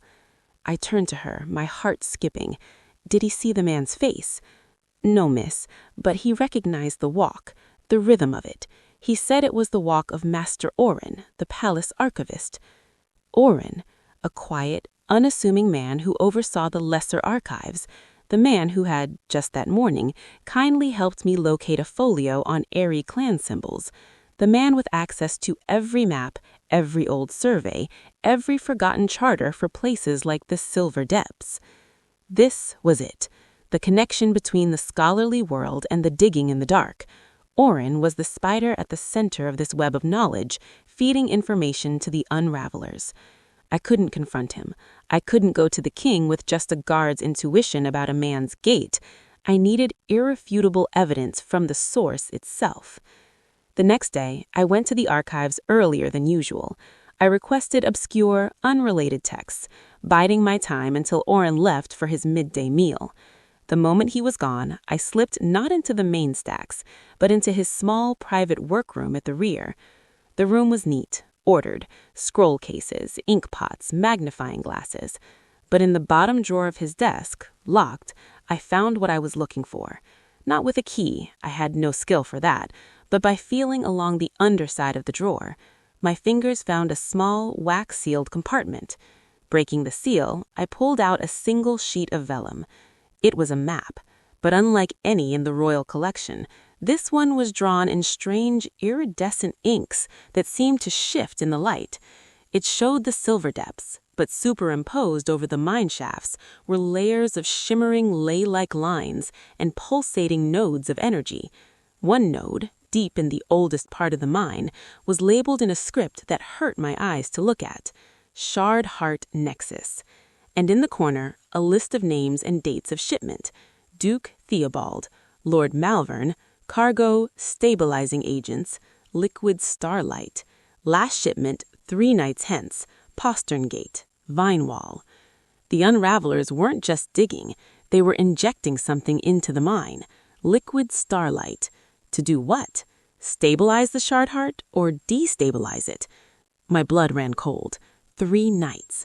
I had to get this to the king, but as I turned to leave, the door to the workroom opened. Orin stood there, his usual mild expression replaced by one of cold, furious realization. His eyes went from my face to the vellum in my hand. "You curious little weed," he hissed, "all pretense gone. You were supposed to be busy playing diplomat with birdmen and rockfolk. You should have stayed in the mud." He wasn't armed, but he was between me and the only door. He lunged, not for me, but for a heavy brass paperweight on his desk. I reacted with the instincts Northwood had drilled in me. I didn't try to fight. I dodged sideways, using a reading stand as a barrier, and threw the small sand timer from his desk into his face. He cursed, blinded for a second. It was enough. I bolted past him, out the door, and into the maze of archive shelves. I heard his footsteps giving chase, his breath coming in ragged, angry pants. I wove through the towering stacks, my heart a frantic drum against my ribs. I couldn't lead him to my office or to the open palace. He would call guards, twist the story. I thought of the one place in the palace that was both secure and where I might find an ally: the king's private garden, the Grove Keeper. Darting down a servant's stairwell, I burst out into the lower colonnade that led to the garden gate. I could still hear Orin behind me, his soft-soled shoes whispering on the stone. I shoved through the iron gate into the twilight wildness of the garden. "Grove Keeper!" I gasped, stumbling toward the center. The old woman emerged from beneath her ancient tree, her moonlit eyes taking in my panic, the precious vellum clutched in my white-knuckled hand. She didn't ask questions. She raised a hand, and the very shadows of the garden seemed to deepen, to thicken into a protective veil around her grove. Orin skidded to a halt at the garden's edge. He peered into the suddenly impenetrable gloom, frustration etching his face. He wouldn't dare enter the Grove Keeper's domain. He took a step back, his eyes locking with mine through the murk. The message in them was clear. This isn't over. He melted back into the palace shadows. I sank to my knees, the adrenaline draining away, leaving me trembling. The Grove Keeper took the vellum from my shaking hands, her eyes scanning the shifting script. "Ah," she breathed, a sound of profound sorrow. "Liquid starlight. They distill it from fallen star iron, but the process, it requires a sacrifice of mortal silence. It is a screaming, violent power. To inject it into a shard heart, it is not stabilization, it is a catalyst. They mean to shatter it like glass and harvest the released energy. They would become gods atop a broken worlds." "We have to stop the shipment," I said, forcing myself to stand. 3 nights, at the postern gate. The grovekeeper placed a gentle, vine-wreathed hand on my shoulder. "You have done more than find proof, child. You have found the battlefield. Now you must take this to the Storm King, and you must be ready. For when you expose this rot, the garden will fight back with every thorn it has." She was right. I had the evidence, but exposing it wouldn't end the danger. It would ignite the final, desperate conflict. The Unravelers, with a duke and a high lord at their head, would not go quietly. They would unravel everything around them rather than be bound. Holding the terrible, beautiful map, I left the sanctuary of the garden and walked back into the gilded, poisonous palace. I was no longer a hunter tracking prey. I was a spark walking into a powder keg, and the fate of the veil itself hung in the balance. The map felt like live coal in my hands as I strode through the palace corridors, no longer skulking in shadows. I went not to my own office, but directly to the doors of the king's private council chamber. The 2 stone-faced guards crossed their halberds, barring my way. "The king is in a strategic session, liaison. He cannot be disturbed."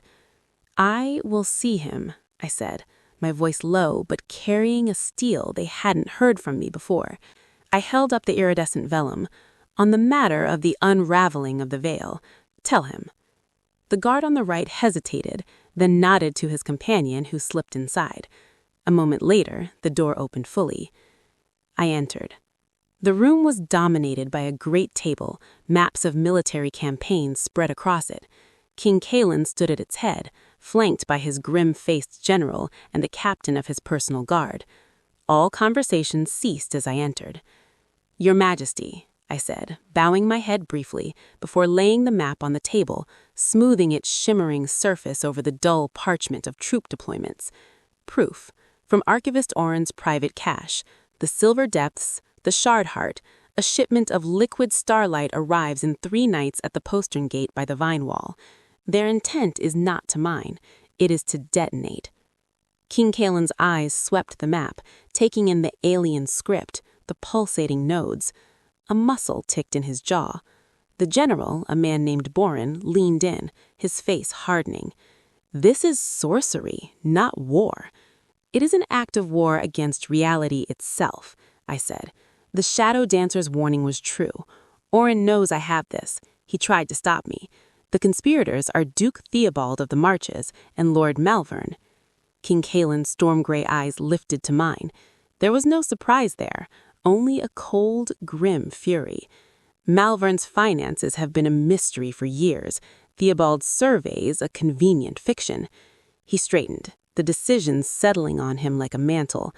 "General Boren, you have your exercises at the March's border. Turn them into a blockade. Secure the Silver Depths. Arrest anyone on site. Use whatever force is necessary, but your primary objective is to contain the site.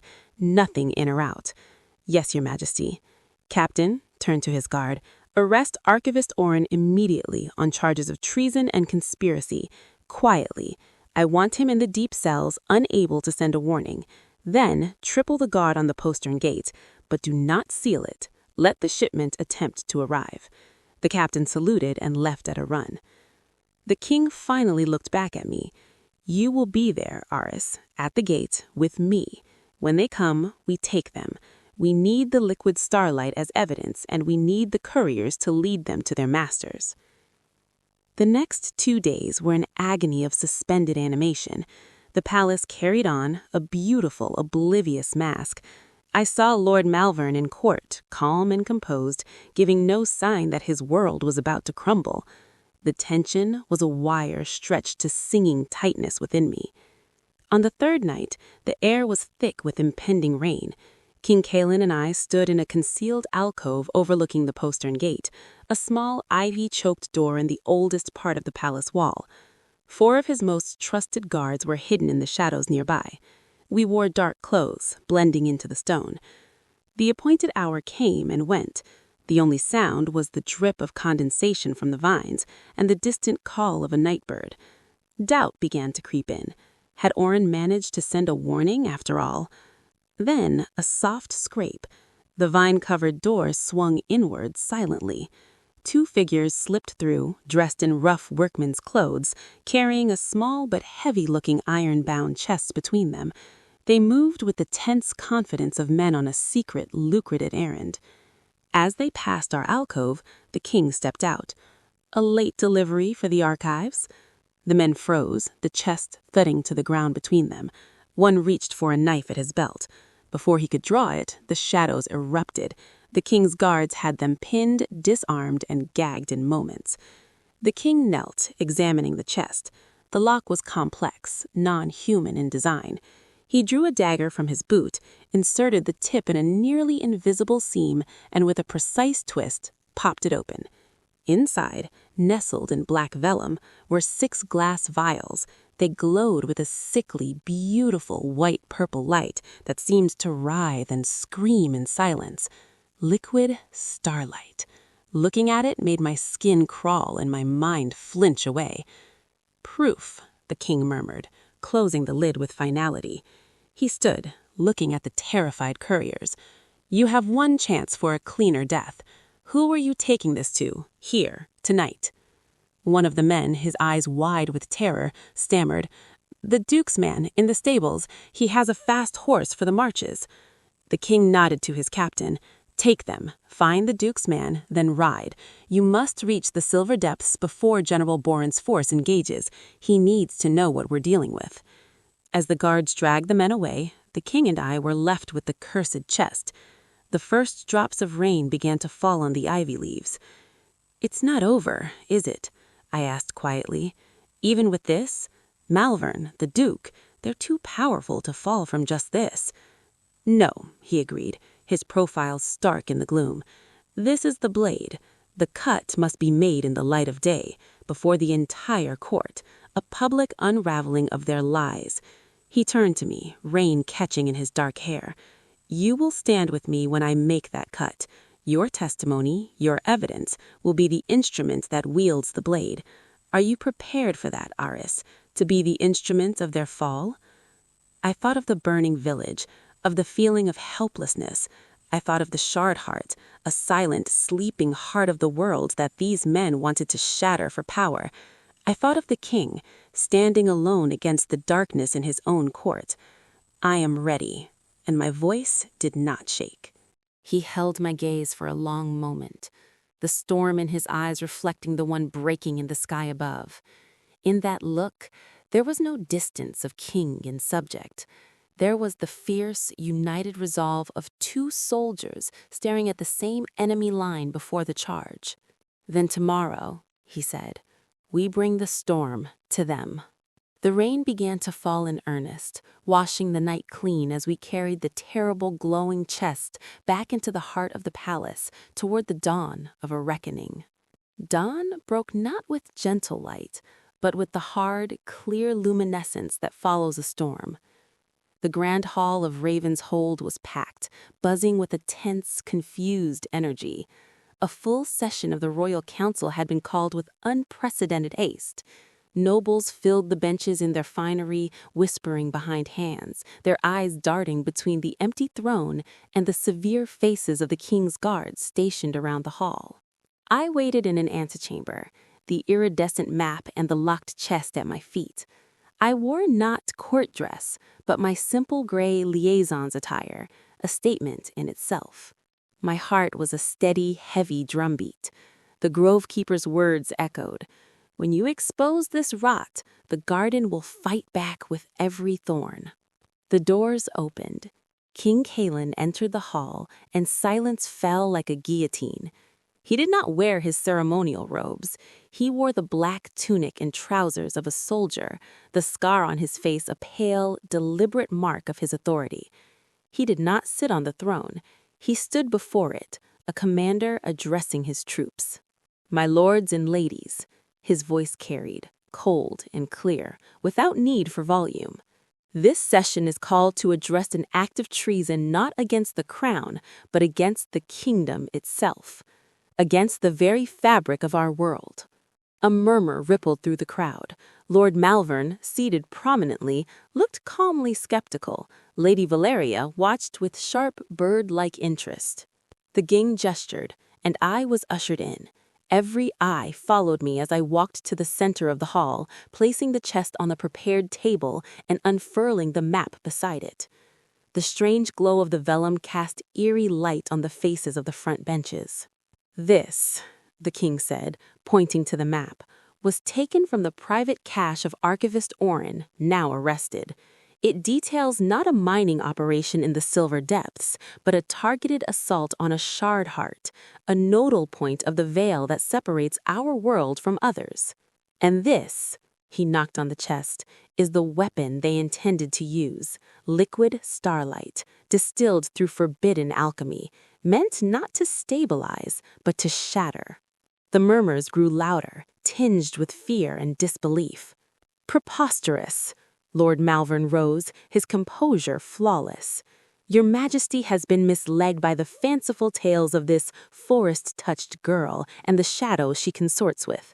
This is a map of imaginative fiction, and that chest likely contains common luminescent ore, a scheme to discredit loyal lords who question her unnatural influence." "Is it?" The king's voice cut like a whip. "Then explain, Lord Malvern, why your signature is on the charter granting Duke Theobald exclusive rights to survey the Silver Depths. Why your private ledgers, which my agents secured this morning, show regular, massive payments to the Duke, categorized as geological consultancy." Malvern's face lost a sheet of color.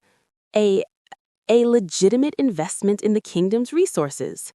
"And the couriers captured last night at the postern gate," the king pressed, relentless.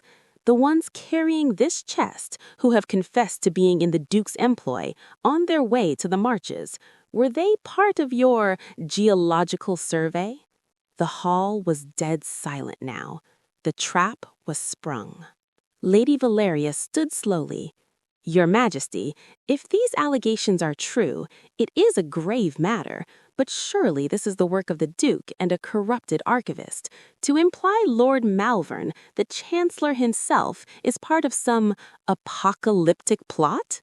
"The implication," the king said, turning his storm-gray gaze on her, "comes from the evidence, from the money, from the charters, from the weapon meant to unmake reality.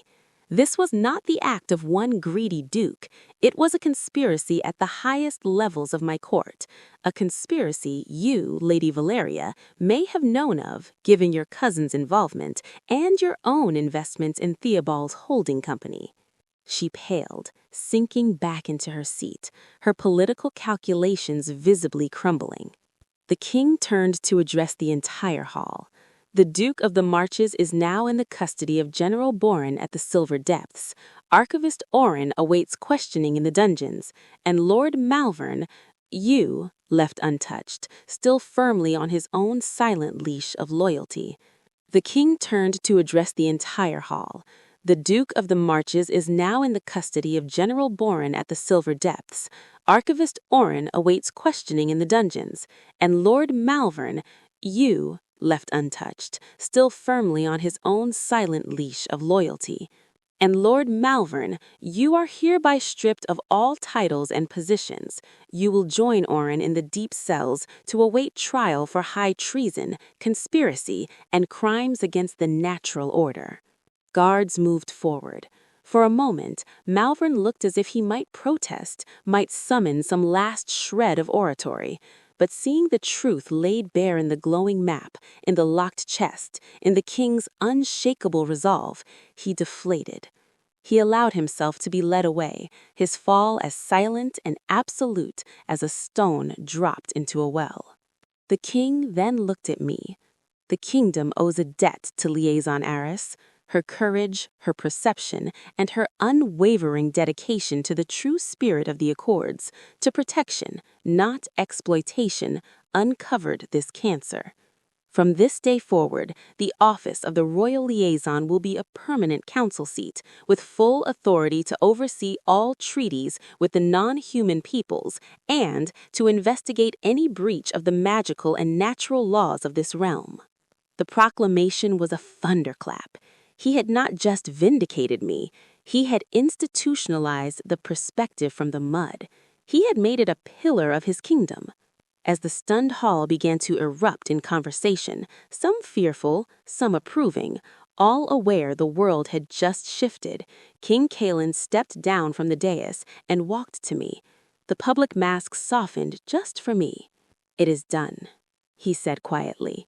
"The garden fought back," I replied, remembering the thorns. "And we pruned it." He looked at the map, then back at my face. "The board is clearer now, but the game is never over. There will be other threats, other shadows." "I know," I said, and for the first time I felt not fear at the prospect, but a sense of rightness, of purpose.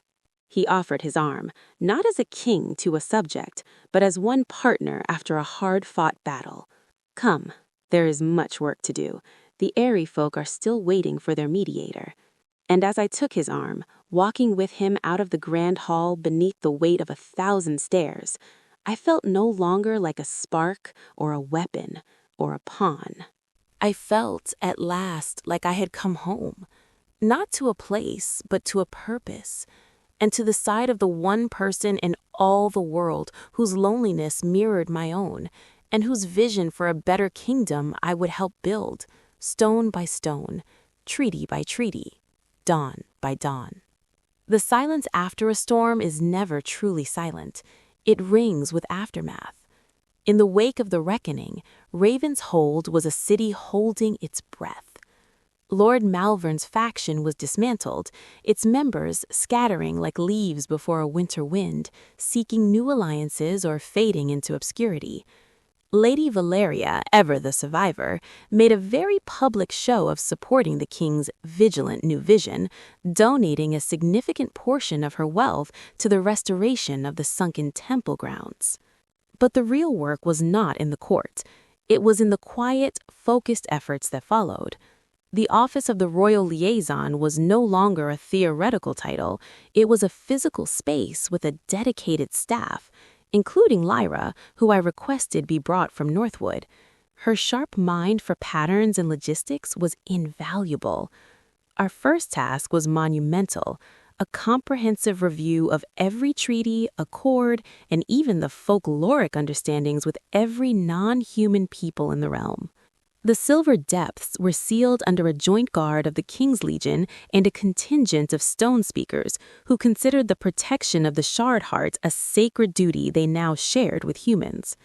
The reciprocal guardianship I had proposed in the Howling Hall had become a powerful precedent. King Kalen was a constant, driving presence. Our interactions were no longer confined to clandestine meetings or public proclamations. They were the daily business of rebuilding a kingdom on stronger, truer foundations. We met in my new office, in the war room, in the palace gardens. We debated clauses in revised treaties, planned for a council of all peoples, argued over resource allocation. He treated my opinions not as novelties, but as essential counterpoints.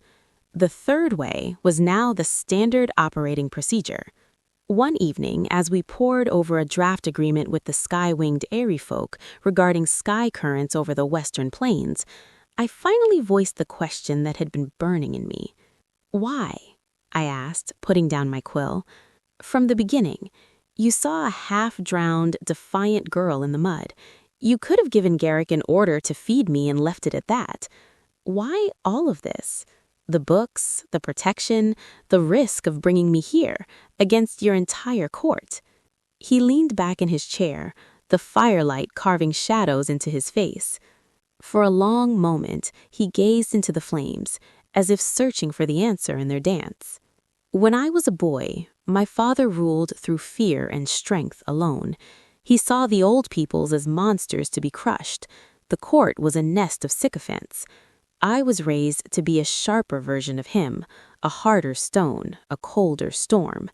He traced the line of his scar absently. "Then, during the War for Unification, I was captured, not by an enemy lord, but by a clan of shadow dancers. They could have killed me. Instead, they showed me the veil. They showed me how my father's wars were tearing at it, causing ripples of suffering in worlds we couldn't see. They released me with a warning: rule as a bridge, or your reign will be the chasm that swallows all." He looked at me then, the storm in his eyes calm, revealing the deep water beneath. I took the throne over my father's cold body and a fractured kingdom. I built the treaties. I made peace. But I was still alone. The court still lied. The nobles still saw power as a feast to be devoured. I was a bridge, yes, but one walked by no one. I was a guardian of a truth no one else could perceive. He gestured to the treaties spread before us. And then I rode to a muddy border garrison, and I saw you, beaten down by a world that had taken everything, yet refusing to break, training not for glory, but for simple, desperate survival. You had a clarity born from having nothing left to lose. And in your eyes, I didn't see ambition for my throne. I saw the potential for understanding. You were someone who had lived in the cracks of the world, someone who might understand the importance of the spaces between. He paused, choosing his words with a care that made my heart ache. "I didn't bring you here to be a tool, Eris. I brought you here because you were the first person I had met in 20 years who looked at the world and saw not a ladder to climb or a treasure to loot, but a garden to tend. A fragile, precious, interconnected garden that needed care. I needed a partner who saw that too. Not a queen in a crown, but a steward in the mud." The honesty of it stole my breath. It was more than I had ever hoped for. It was a sharing of a burden so profound, it was a form of intimacy. "The court," I said quietly, "they will expect more. They will expect a marriage alliance, a consolidation of power. The court's expectations are the chains I have spent my reign breaking," he said, a flicker of his old defiance returning. "What is between us, this partnership, this trust, this understanding? It is ours. It is the foundation we are building upon. Let them whisper, let them scheme. They watched us bring down a chancellor and a duke. They will learn that this alliance is not for their political games. It is for the kingdom, and it is inviolate."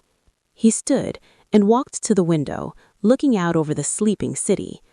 The weight of his trust, of our shared purpose, settled on me not as a burden, but as a belonging. "Then let's get back to work," I said, a smile touching my lips. "The airy folk are waiting, and their ambassador does not appreciate delays." He looked at me, and for the first time, I saw not just the storm, not just the king, but the man, Kaelin.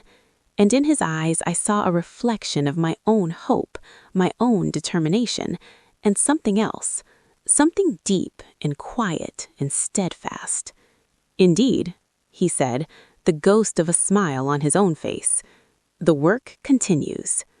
And side by side, we returned to the table, to the maps and the treaties, building the future not with declarations of love, but with the quieter, more powerful language of shared purpose and unshakable respect.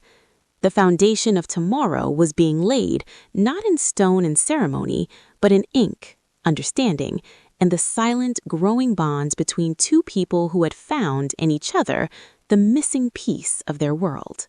A year to the day after the reckoning, the first grand conclave was held, not in the Howling Hall, but in the meadow of meeting, a neutral, sacred ground at the edge of the Whispering Wood. Representatives from every corner of the realm were present, human nobles in silks, stone speakers whose skin glittered in the sun, fade envoys with eyes like deep pools, shadow dancers who blurred at the edges, sky-winged airy folk whose feathers caught the light. It was a tapestry of the kingdom as it was meant to be, diverse, wary, but present. King Kaelin stood before them, not on a dais, but on a simple rise of earth. I stood at his right hand, Lyra at a scribe's table to the left, her pen ready to record history. We gather not under treaty, but in renewal of spirit. The accords are not chains to bind, but roots to anchor. Today we water those roots. Any grievance, any proposal, any hope for the shared future may be spoken here without fear. One by one they came forward, A human farmer spoke of blight affecting both his crops and the Fae's glow moss. A stone speaker proposed a joint festival to honor the turning seasons. An airy elder requested designated sky lanes to prevent clashes with new human smokestacks. It was messy, difficult, profoundly real. Disagreements flared, but the context had changed. The goal was no longer domination, but solution. I spoke when needed, clarifying points of law, translating intent where cultural gaps yawned. My role was that of a weaver, helping to thread different truths into a stronger cord. At the end of the long day, as the sun painted the sky in hues of gold and violet, the grove keeper approached the rise. In her hands she carried not a scepter, but a simple, living wreath woven of ivy, moonflower, and sturdy oak leaves. The old stories speak of rulers who were crowned with gold and iron. Her voice, like wind through ancient trees, stilled the last murmurs. But the oldest stories, the true stories, speak of rulers who were crowned with the living world they swore to protect. She turned to King Cailan. "Storm King, you have weathered the gale of your father's legacy. You have built bridges where there were chasms. You have listened to the mud and the mountain. Will you accept a crown not of dominion, but of stewardship?" Cailan bowed his head. "I will." With gentle, deliberate hands, she placed the living wreath upon his brow. The ivy seemed to gleam, the moonflowers to glow with a soft internal light. The meadow held its breath. Then she turned to me. My heart stuttered to a halt. "Truth speaker, heiress of the muddy perspective, you who poured water on ancient roots and spoke truth to stone, you who see the web that connects all things, will you accept the responsibility not of queen, but of guardian, a keeper of the threads, a voice for the spaces between?" Tears, unexpected and hot, pricked my eyes. I looked at Cailan. In his eyes I saw not command, not expectation, but a question, an offering. The final, quiet step in the journey that had begun in the rain. This was not a political marriage. It was a sacred partnership, recognized by the oldest powers of the land. I bowed my head, my voice thick with emotion. "I will." The grove keeper placed a second wreath, identical to the first, upon my head. As it settled, a warmth spread through me, a sense of connection, to the earth, to the people in the meadow, to the man beside me. It was a weight, but the weight of a deep root, not of a chain. Together, wearing our living crowns of green grass, Cailan and I turned to face the conclave. There was no grand proclamation of love, no passionate kiss for the crowd. There was something far more powerful, a united front. Two people from different worlds, crowned by the world itself, standing together as guardians of the whole. A great sound rose from the meadow, not just human cheers, but the deep rumble of stone speakers, the shimmering chime of fae voices, the rustling approval of the shadow dancers, the soaring cry of the airy folk. It was a symphony of accord. That night there was a feast in the meadow. Simple food, shared stories, music that blended harp and stone drum and wind chime. Cailan and I walked among them all, our living crowns fresh and growing. He spoke with a group of farmers. I laughed at a story told by a young airy fledgling. Later, under a canopy of stars, unimaginably bright away from the city lights, we found a moment alone by a quiet stream. He looked at me, his storm-gray eyes soft in the moonlight. He asked, "Does it feel strange?" touching the ivy on his own brow, gently. I said, "It feels true, the word perfect, like I have finally grown into my own skin." He nodded. "For years I wore my father's crown. It was heavy with blood and fear. This," he gestured to the living wreath, "this feels like the first true thing I have ever worn." He reached out, his fingers brushing a moonflower in my wreath. Eris, my name, a quiet vow on his lips. I cannot offer you a simple life, or a quiet one. The work will never be done. The garden will always need tending. I don't want simple or quiet, I said, placing my hand over his. I never did. I only ever wanted purpose and a place to stand. You gave me both. He turned his hand to intertwine his fingers with mine.